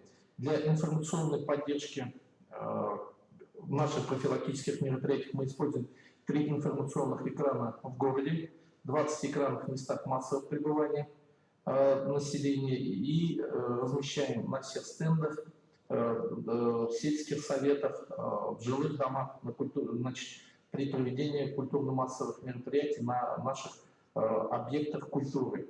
Организовано взаимодействие с газетой «Туймазинский вестник», вышло 13 материалов. Также плотно отрабатываем с многотиражкой «Вестник ЖКХ», которая доводит информацию до всех 810 многоэтажек на территории муниципального района. На местном телевидении вышло 6 сюжетов, организовано сотрудничество с 3 радиостанциями для оперативного информирования и оповещения населения. Также на радио транслируется 3 блока передач по пожарной тематике, которые идут в течение года. Для более широкого информирования населения регулярно обновляется информация в сети интернет, на сайтах наших муниципалитетов порядка 40 материалов размещено. Анализируя деятельность наших профилактических групп, хотелось бы остановиться на ряде очень серьезных проблем. Они характерны, как, наверное, для каждого нашего района. Это неудовлетворительное состояние электропроводки и печного отопления, где проживают наши малоимущие семьи или не имеют возможности, или переселились на объект вот в таком состоянии. Здесь мы организовали взаимодействие с нашим депутатским корпусом, с нашими предприятиями. И в рамках операции «Жилище», благодаря спонсорской помощи, оказывается адресная помощь по предоставлению материалов для ремонта электропроводки в частных домах, где сами жители не могут организовать замену, оказывает содействие монтажа электрооборудования. Так, за 2020 год, значит, предприятие «Туймазинские городские электрические сети» выделило 19 комплектов. Это кабели, розетки, выключатели, автоматы. А электрики сельхозпредприятия и управляющих компаний провели монтаж этого электрооборудования. Но хотелось бы отметить, что пока мы не имеем нормативную базу, все муниципалитеты поддерживают, и решение проблемы электрооборудования и печного отопления пока проходит за счет благотворительности, за счет помощи депутатского корпуса.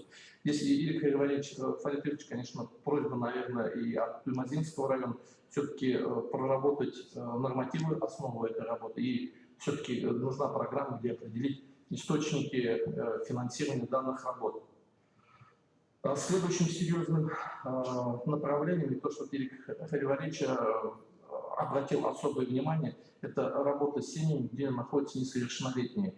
Отдел опеки и попечительства и комиссия по делам несовершеннолетних активно принимает участие в деятельности наших профилактических групп. В 2020 году данными службами посещены 887 семей, находящихся на учете в комиссии по делам несовершеннолетних, состоящих в группе риска образовательных учреждений, находящихся в социально опасном положении. Во всех семьях установлены извещатели, и постоянно ведется контроль, значит, их оснащения. По итогам работы выявлены 4 квартиры в неудовлетворительном состоянии электрооборудования. Благодаря помощи управляющих компаний данные квартиры приведены в соответствие. Но вот в ходе рейдовых мероприятий, к сожалению, в 2020 году мы вынуждены были изъять из семей социальные приюты 35 детей. В республиканский дом ребенка передали 3 ребенка. И вот по результатам дальнейшей работы 24 несовершеннолетних вернулись в семьи, 4 ребенка были усыновлены замещающими семьями. Здесь вот требуется жесткий контроль, и мы эту работу очень серьезно стараемся и контролировать, и организовывать. По деятельности наших добровольно-пожарных команд у нас работает 17 подразделений. За 2020 год мы отремонтировали 4 единицы техники. Они, естественно, не новые. Сейчас все 17 находятся в боевом дежурстве. При подготовке к отопительному сезону действительно были вопросы. 4 наших ДПК имели проблему с работой в осенне-зимний период. Не были теплые боксы в наличии. Но вот благодаря помощи сельхозпредприятий, вот из этих 4, 3 мы разместили в теплых боксах. Они работают, они используются.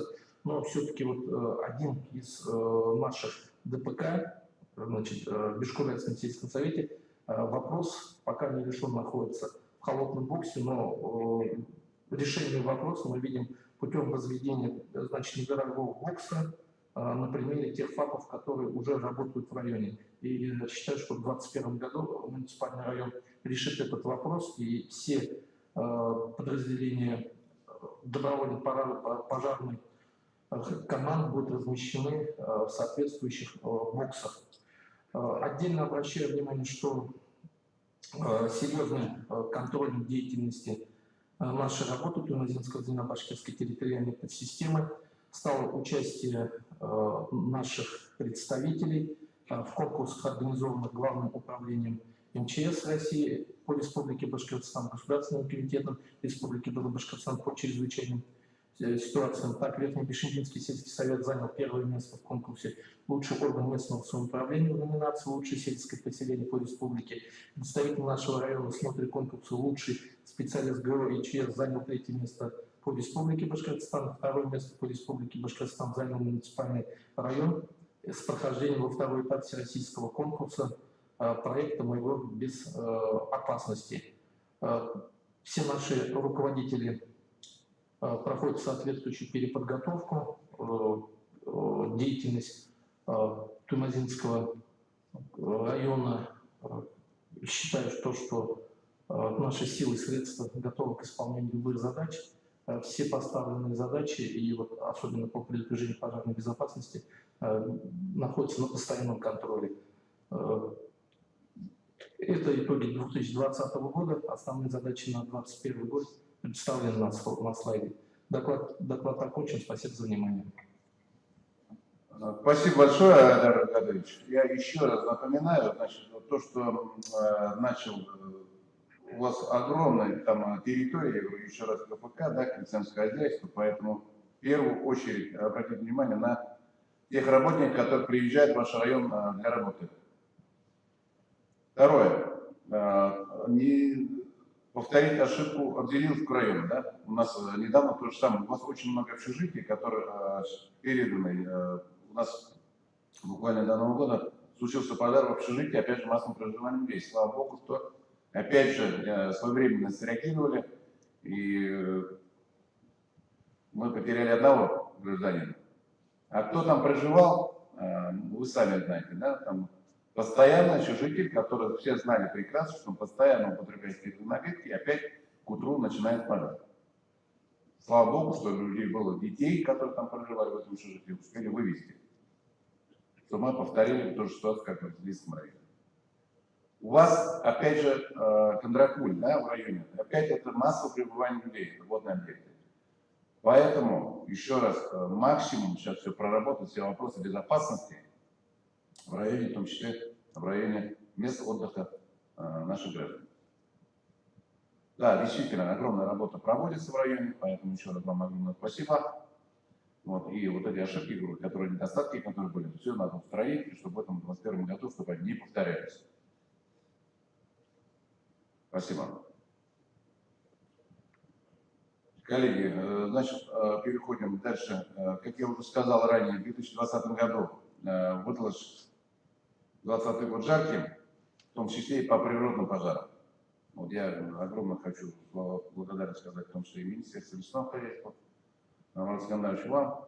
Вот то, что огромная работа была в свое время проведена, вы практически жили в этих районах, Белоярск, Кучалы, Бурзян, Ангелинский районы.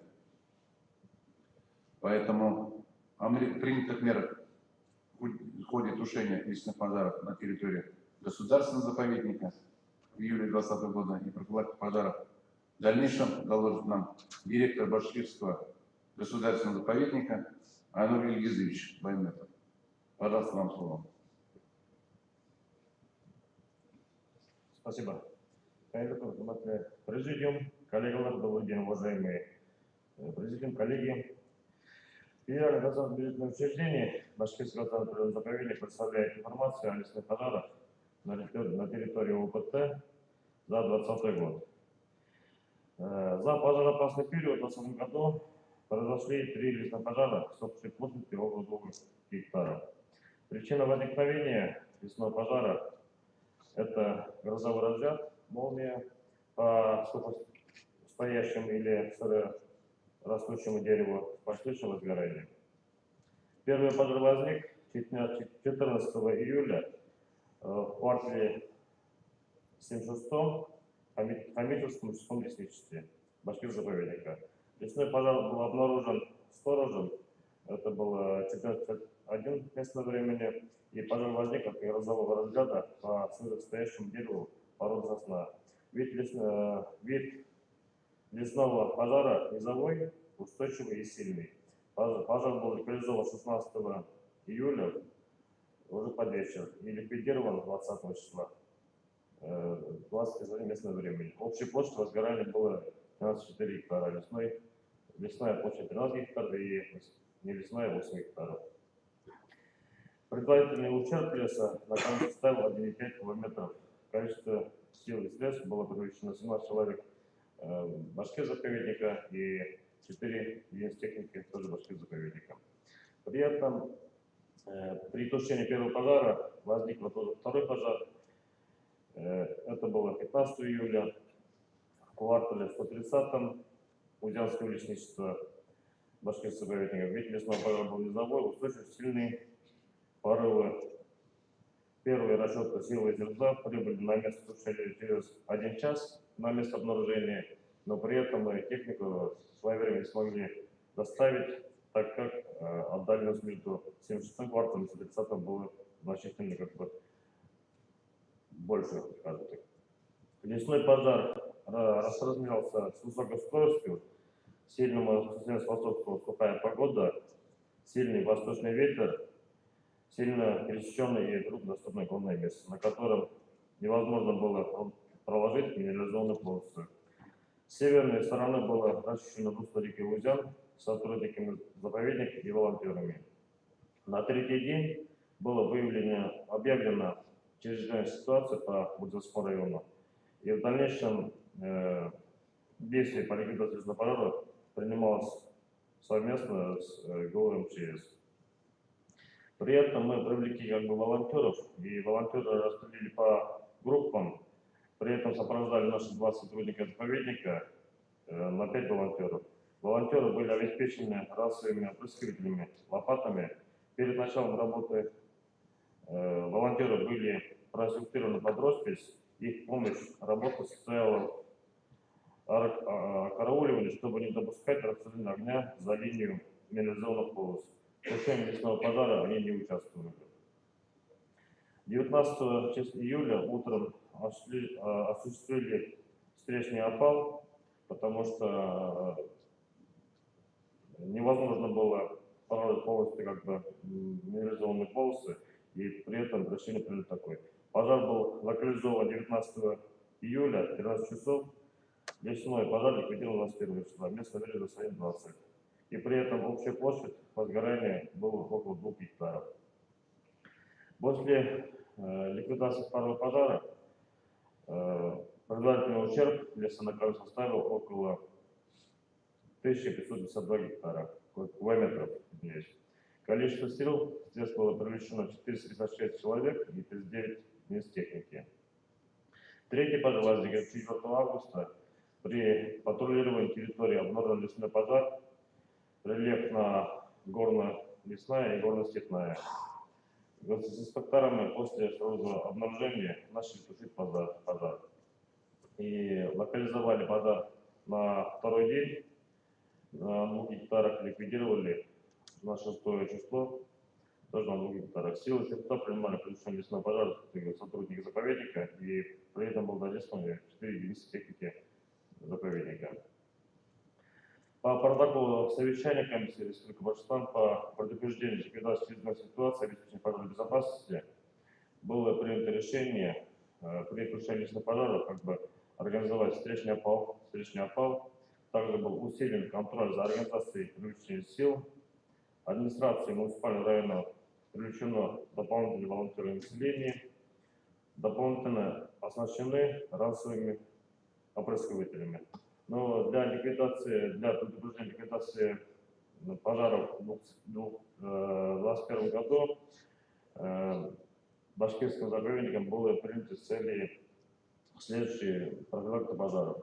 В целях подготовки к 2021 году пожарного года башкирским заповедником отправлен на утверждение план тушения лесных пожаров на территории лесничества. Также подписано соглашение о взаимодействии в сфере организации осуществления мероприятий по предупреждению ликвидации ЧС. Также у нас ведется работа по профилактике пожаров начальником ППС. Ежегодно проводятся профильные беседы с местным населением, а также с туристами проводятся. Кроме этого, мы еще для привлечения дополнительной единиц техники направили письма Минприроды Российской Федерации, но пока на данный момент определенного решения нету. Но при этом мы восстановили технику, которая у нас была, так как в момент пожара у нас некоторые единицы техники не смогли выехать на пожар, так как по каким-то причинам на первом пожаре вышли из строя. И на сегодняшний день у нас дополнительно тоже хотим приобрести уже некоторые финансовые средства у нас выделены, будем покупать дополнительное оборудование.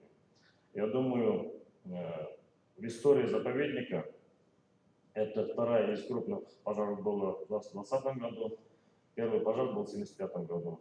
Это повлекло в связи с тем, что с погодными условиями, при этом влажность земли была где-то 2,2%, а при нормальных условиях, которые у нас заповедник сформирован, уже 90-летний опыт работы есть, статистика показывает, что при 50-60% пожары минимально происходили.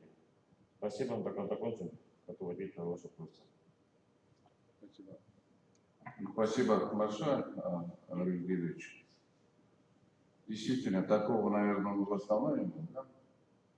Ну, в 1975 году первый раз, это второй пожар. Ну, такого объема, говорю, почти у нас 2000 гектаров, когда уже горело, да? Ну, предварительные истории говорят, что первый пожар где-то 70% военных сгорело при 1975 году. Это второй пожар, 2000 гектаров первый раз. Ну, по своему опыту, говорю, еще раз могу сказать, что готовность техники повышена, во-первых, проходимости, да, то, что с запасом РЭСов, как огнетушителя, позволяет не допустить развития пожара до крупных масштабов. Если там своевременно, ну, конечно, и техника, все остальное. Ну, да, с вами огромное спасибо, конечно, в том числе тем людям, которые, волонтерам особенно, которые уже в течение 2-3 дней прибыли в район и оказали там максимальную помощь. Поэтому привлечение добровольцев, ну, конечно, самое главное, что добровольцы, там, они должны быть все обучены, проведены инструктажи, чтобы потом беда, с ними еще не случилось. Поэтому то, что у вас я вижу, там, да, дополнительные ранцы приобрели, да? Да. Ну, поэтому в прошлом году была проблема, там, где воды, кто привезти, кому раздать, там, если на 5 человек, там один ранцевый было, спасибо, ну, то, что МЧС, то, Роскомитет, то, что представил вас, у самих там должно быть Министерство лесного хозяйства, то есть полностью должно быть обеспечено. Тогда мы с вами, да, там, народ, который ближайшее население, которое там проживает, они там уже практически по максимуму привлекались. Но тем не менее у нас там есть, конечно, молодые люди, которые вот в деревнях проживают, здоровые, молодые, там 30-летние, по улице идут пьяные, руки в карманах, там лес горит, да, скоро там через 100 метров дома будут гореть, да. Вот в этом плане, конечно, тоже немножко населению, конечно, там женщин больше было, чем мужчин. Мужчина по деревне ходит, пьет водку, да, а женщин тушит пожар в лесу. Да.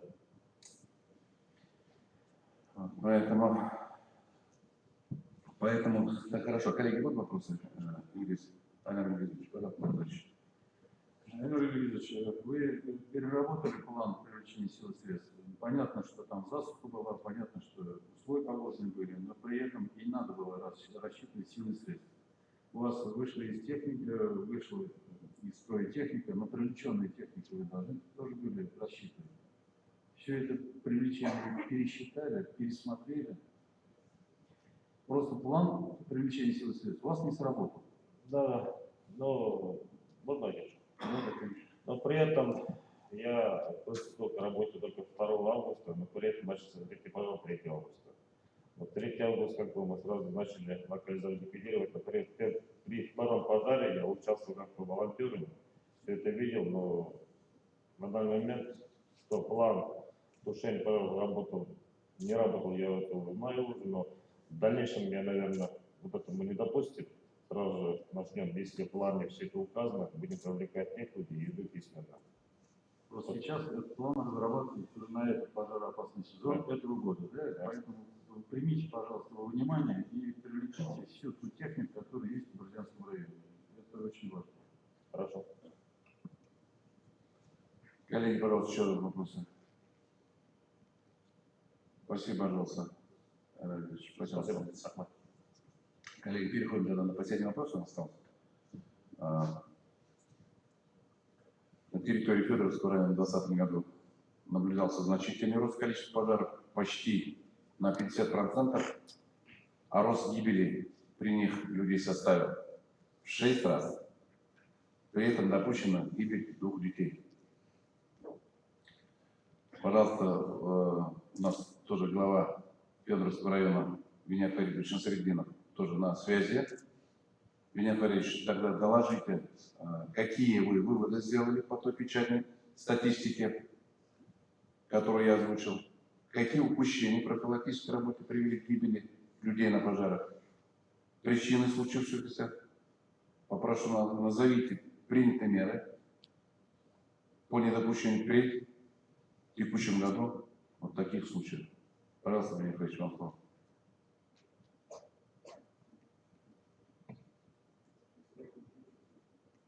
Звук включите, не слышно меня, Фаридович. Уважаемый Виктор Григорьевич, уважаемые участники сборов, действительно, 2020 год для нас оказался сложным. Мы зарегистрировали увеличение пожаров более чем на 21 случай по сравнению с предыдущим годом. И погибло у нас 6 человек, 2 ребенка, травмирован 1 человек. Первый трагический пожар произошел 26 октября в селе Новософиевка. Погибло 3 человека, и в том числе 2 ребенка.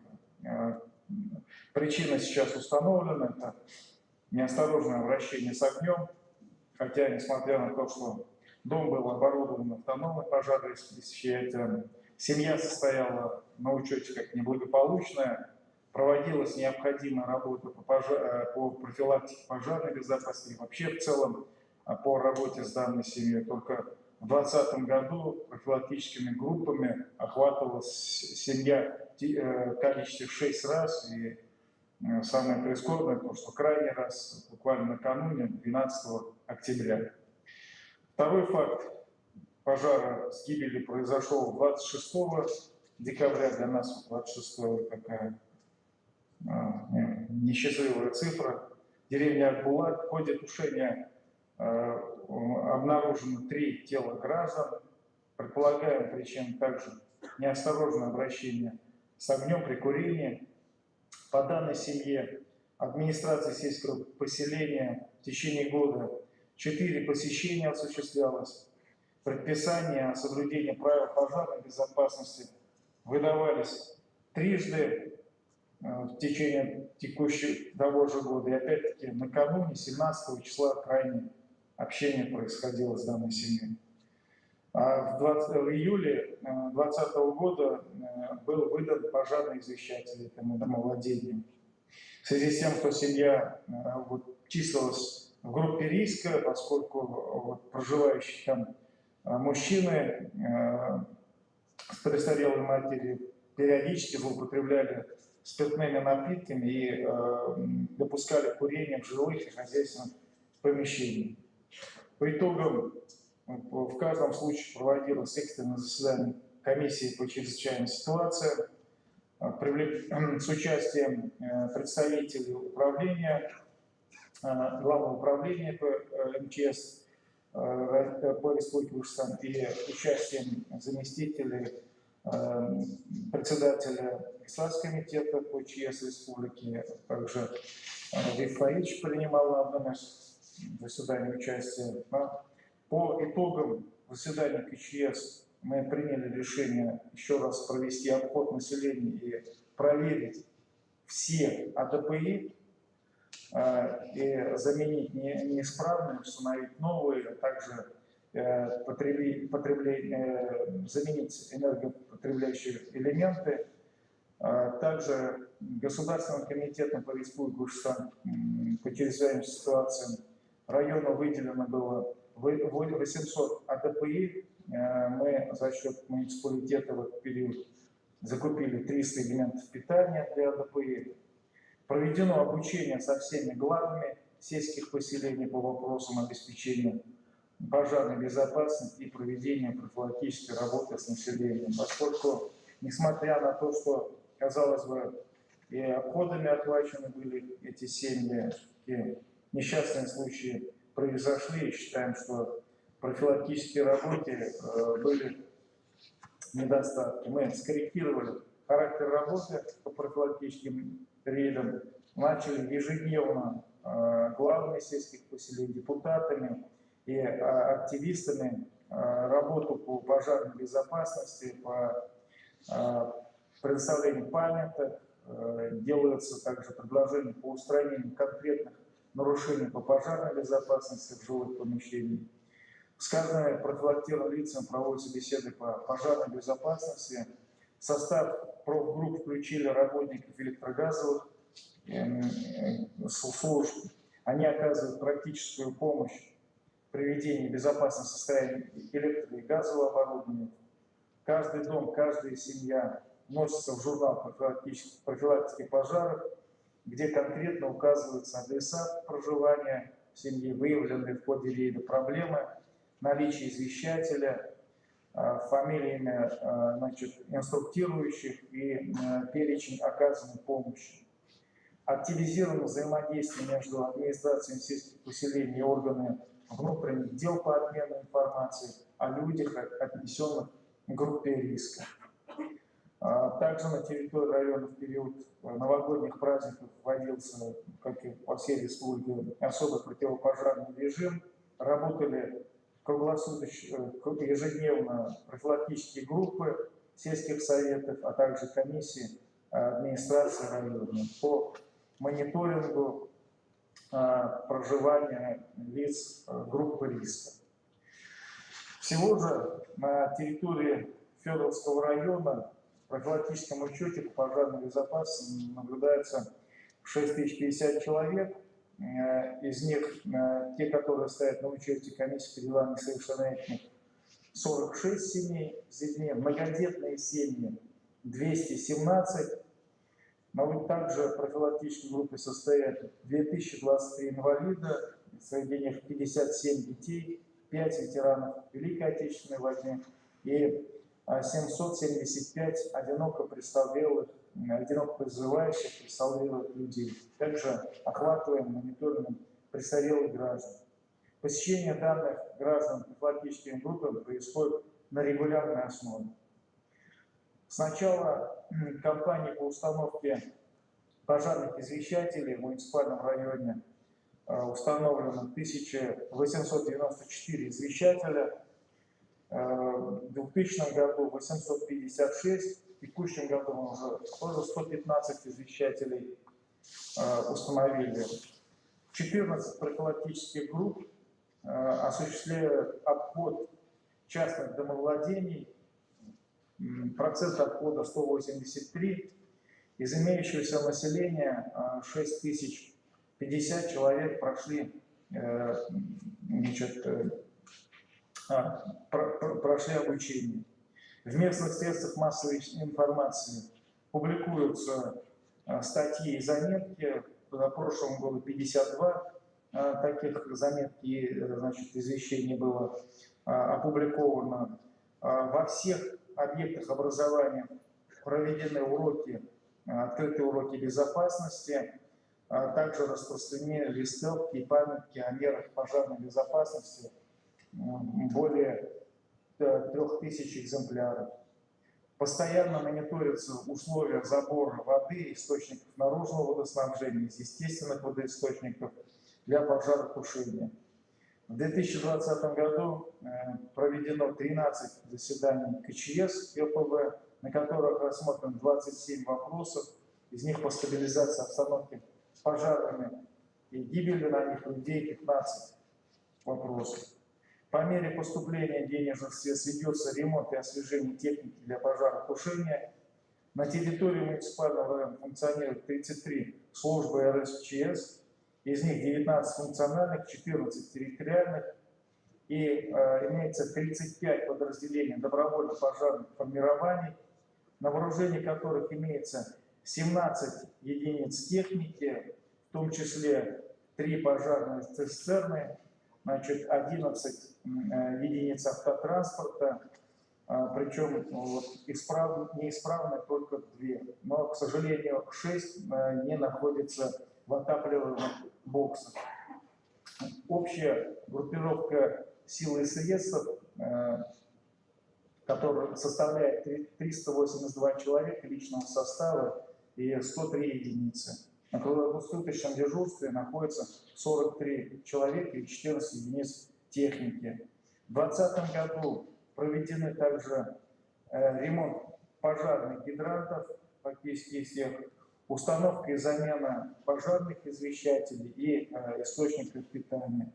Помимо плана основных работ, к сожалению, мы прошлый год не смогли в связи с бюджетными трудностями произвести ввод хотя бы одного теплого бокса, но в текущем году мы включаем план обустройства не менее 2 отапливаемых боксов для размещения пожарной техники ДПК, продолжить работу по увеличению финансового обеспечения и предотвращению ликвидации чрезвычайных ситуаций, закупка пожарного оборудования, в том числе до оснащения автономными пожарными извещателями, по примеру наших соседей, продолжить работу по недопущению увеличения количества пожаров, дорожно-транспортных происшествий, гибели людей на воде через профилактику, обходы, модернизацию техники для пожаротушения. Доклад окончен. Спасибо, Геннадий Харитович. Да, действительно, там, я надеюсь, что вы должных выводов там сделали. Особенно, где у нас происходит пожар, это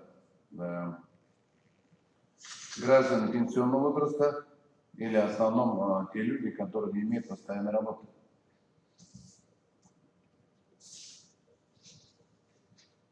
Еще раз, продолжить работу и не допустить этих плачевных пожаров, тем более, где погибают у нас дети. Коллеги, будут вопросы? Геннадий Борисович. Спасибо большое, Геннадий Борисович. Все. Уважаемые коллеги, глава Республики Башкортостан 2021 год объявлен годом здоровья и активного долголетия. Наша общая задача – сохранение жизни и здоровья наших граждан и недопущение чрезвычайных ситуаций и происшествий. В новом 2021 году мы должны сократить количество погибших на пожарах, на водных объектах, недопущение чрезвычайных происшествий. Поэтому особое внимание обращаю, чтобы все главы администрации муниципальных образований, все знаем, да, что являются председателем комиссии по чрезвычайным ситуациям и обеспечению пожарной безопасности на своих территориях. Мы на региональном уровне регулярно проводим заседания республиканской комиссии по предупреждению и ликвидации ЧС и обеспечению пожарной безопасности. Поэтому необходимо организовать качественное выполнение на постоянной основе все принимаемые решения во взаимодействии с нашими коллегами по территориальными системам ЦЧС. Напомню, система ВТПРС ЦЧС будет 61 звено. Только совместно с правоохранительными органами, прокуратурой республики мы продолжим эффективную работу по обеспечению безопасности наших граждан. Есть желающие выступить, дополнить вопросы?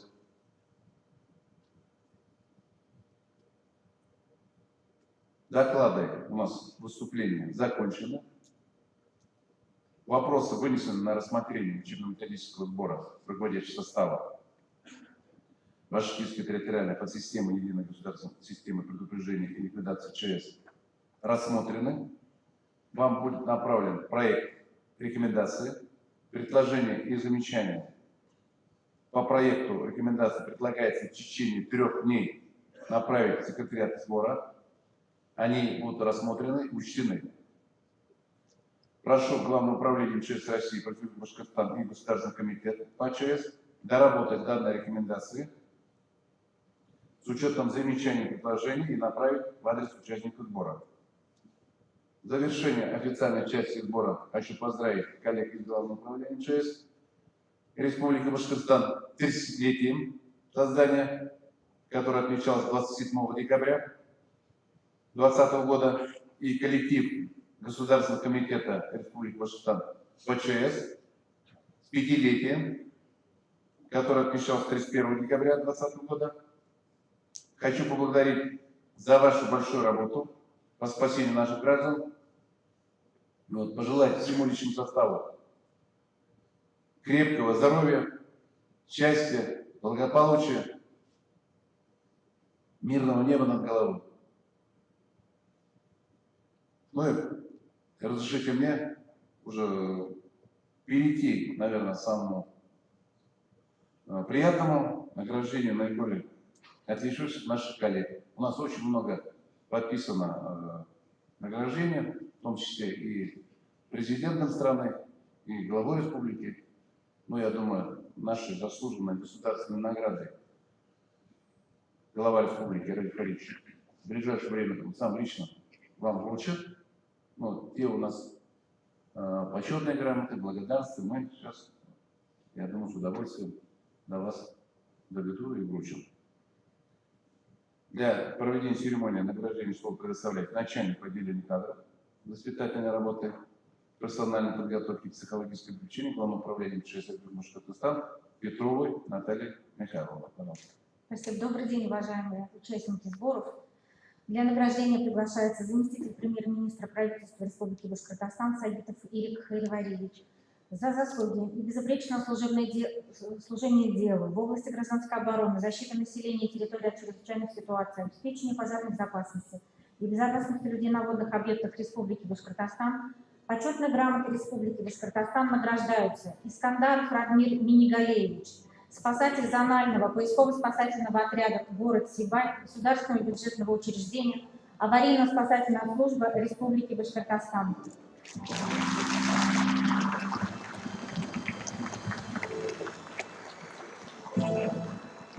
Полковник Саидгариев Ильдар Галиевич, заместитель начальника Главного управления по гражданской обороне и защите населения, начальник управления гражданской защиты и населения Главного управления МЧС России по Республике Башкортостан.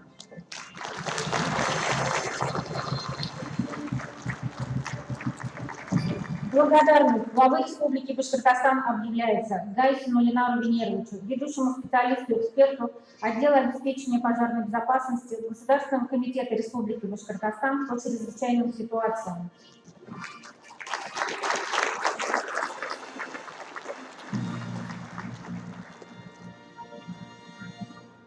Полковнику внутренней службы Горину Владимиру Николаевичу, заместителю начальника управления надзорной деятельности и профилактической работы Главного управления МЧС России по Республике Башкортостан.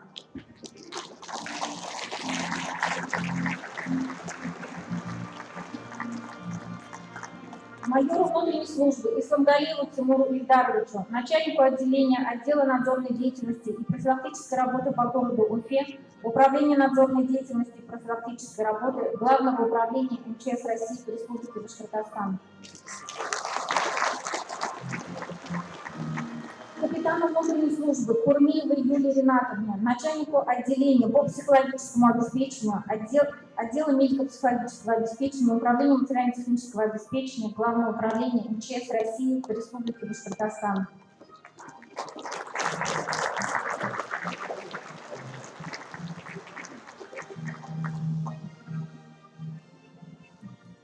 Михайловой Али Олеговне, волонтеру Башкортостанского регионального отделения Общероссийской общественной организации «Российский союз спасателей».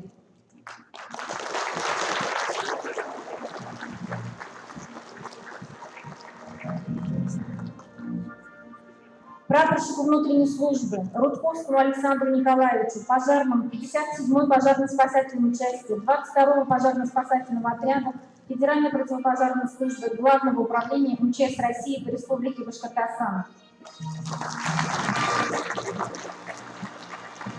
Капитану внутренней службы Федорову Евгению Петровичу, начальнику службы радиационной и химической защиты специализированной пожарно-спасательной части Федеральной противопожарной службы Главного управления МЧС России по Республике Башкортостан.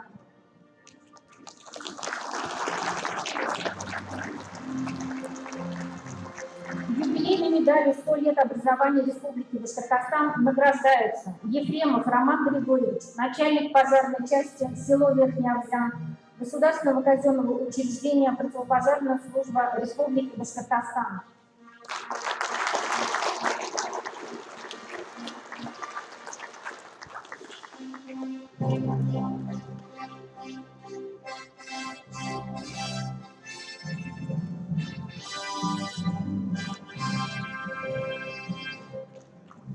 Награждение проводит заместитель премьер-министра правительства Республики Башкортостан Сагитов Ирик Хайривариевич и начальник Главного управления МЧС России по Республике Башкортостан генерал-майор внутренней службы Латыков Марат Раисович.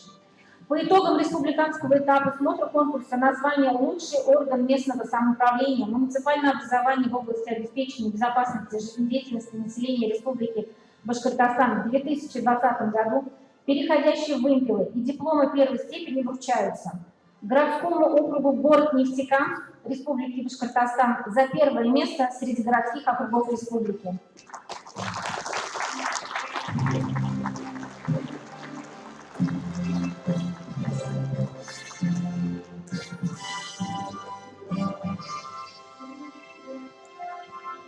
Муниципальному району Бирский район Республики Башкортостан за первое место среди муниципальных районов республики.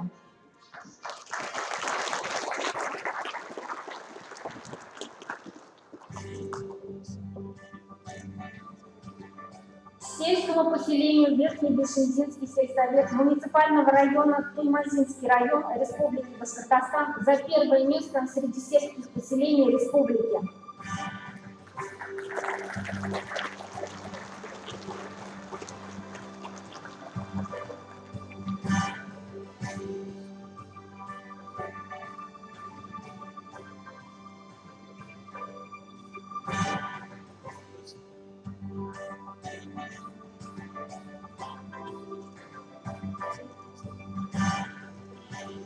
Награждение проводит начальник Главного управления МЧС России по Республике Башкортостан.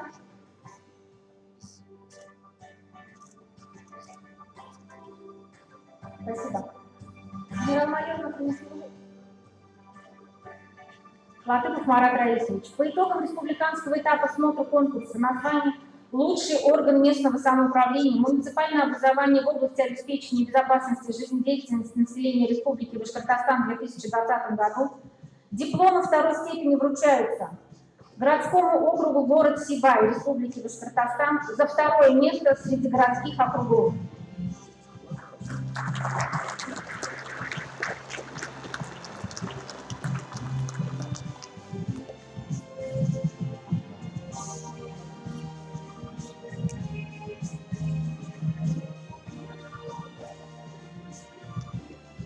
Муниципальному району Ишимбайский район Республики Башкортостан за второе место среди муниципальных районов.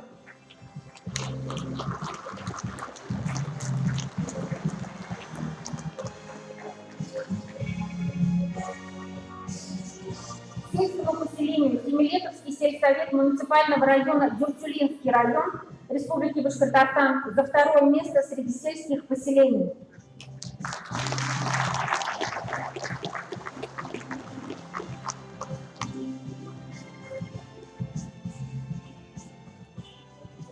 Дипломы третьей степени вручаются городскому округу город Салават Республики Башкортостан за третье место среди городских округов.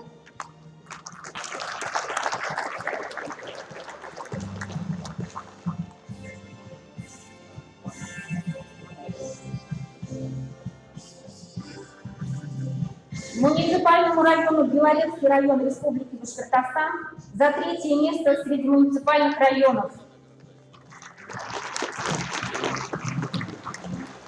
Сельскому поселению Аксаковский сельсовет муниципального района Белебеевский район Республики Башкортостан за третье место среди сельских поселений.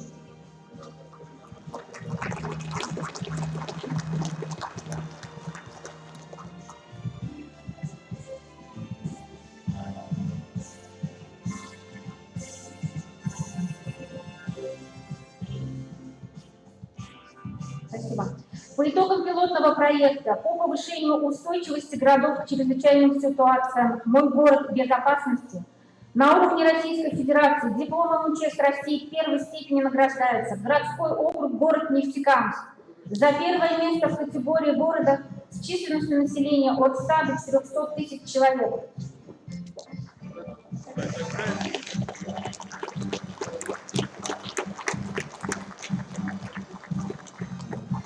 Приказываем МЧС России за заслуги в реализации единой государственной политики в области гражданской обороны, защиты населения территории от чрезвычайных ситуаций природного и техногенного характера, обеспечения пожарной безопасности и безопасности людей на водных объектах, медалью МЧС России за спасение погибающих на водах награждается Солнцев Дмитрий Алексеевич, учащийся 4 класса школы номер 74 городского округа город Уфа.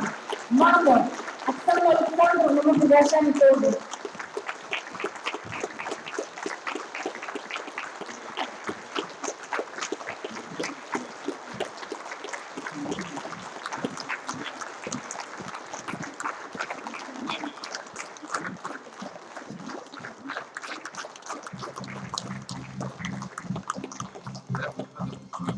Медалью МЧС России за пропаганду спасательного дела награждается Сагитов Ирик Хариваревич.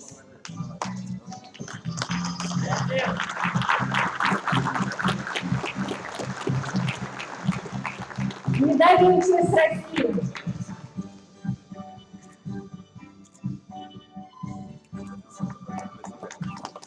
медалью МЧС России за пропаганду спасательного дела награждается Сагитов Ирик Хариваревич, заместитель премьер-министра правительства Республики Башкортостан.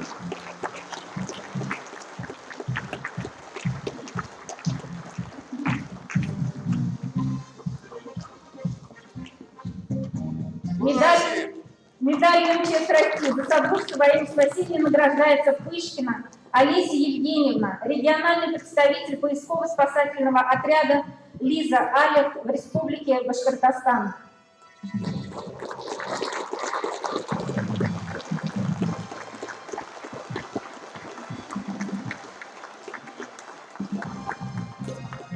Медалью МЧС России 30 лет МЧС России награждается Николаева Лейсан Рафисовна, председатель Башкирского регионального отделения Общероссийской общественной организации малого и среднего предпринимательства «Опора России».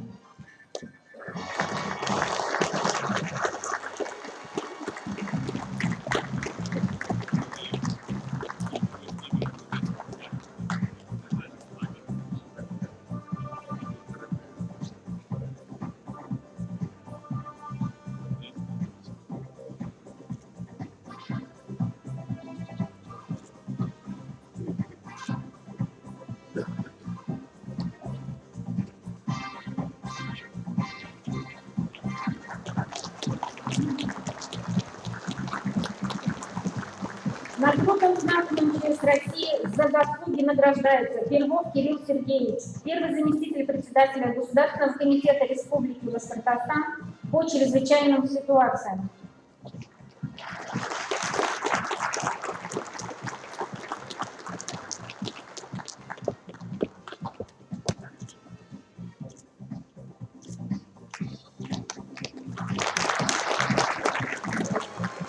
Для награждения приглашается Ишмухаметов Рустам Рифатович, заместитель председателя Государственного собрания Курултая Республики Башкортостан. Почетной грамотой Государственного собрания Курултая Республики Башкортостан награждаются Асылбужина Айгуль Закировна, ведущий советник отдела правовой и кадровой работы Государственного комитета Республики Башкортостан по чрезвычайным ситуациям.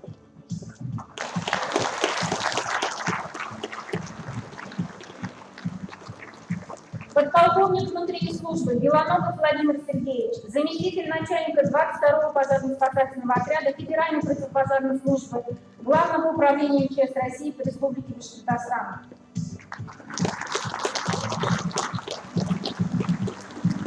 Капитан внутренней службы Галицин Нурни Язидович, начальник 70-й пожарно-спасательной части 22-го пожарно-спасательного отряда Федеральной противопожарной службы Главного управления МЧС России по Республике Башкортостан.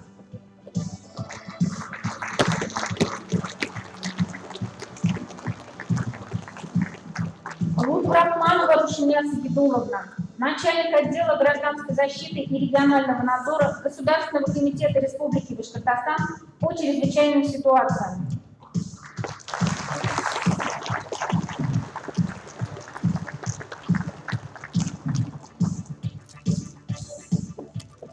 Санникова Юлия Игоревна, начальник отдела правовой кадровой работы и режимно-секретного подразделения Государственного бюджетного учреждения Республики Башкортостан, служба обеспечения мероприятий гражданской защиты.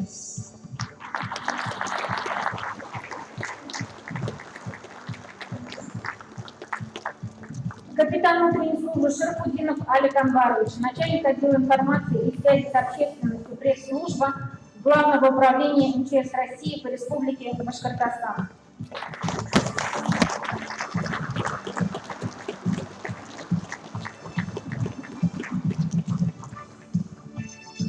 Спасибо.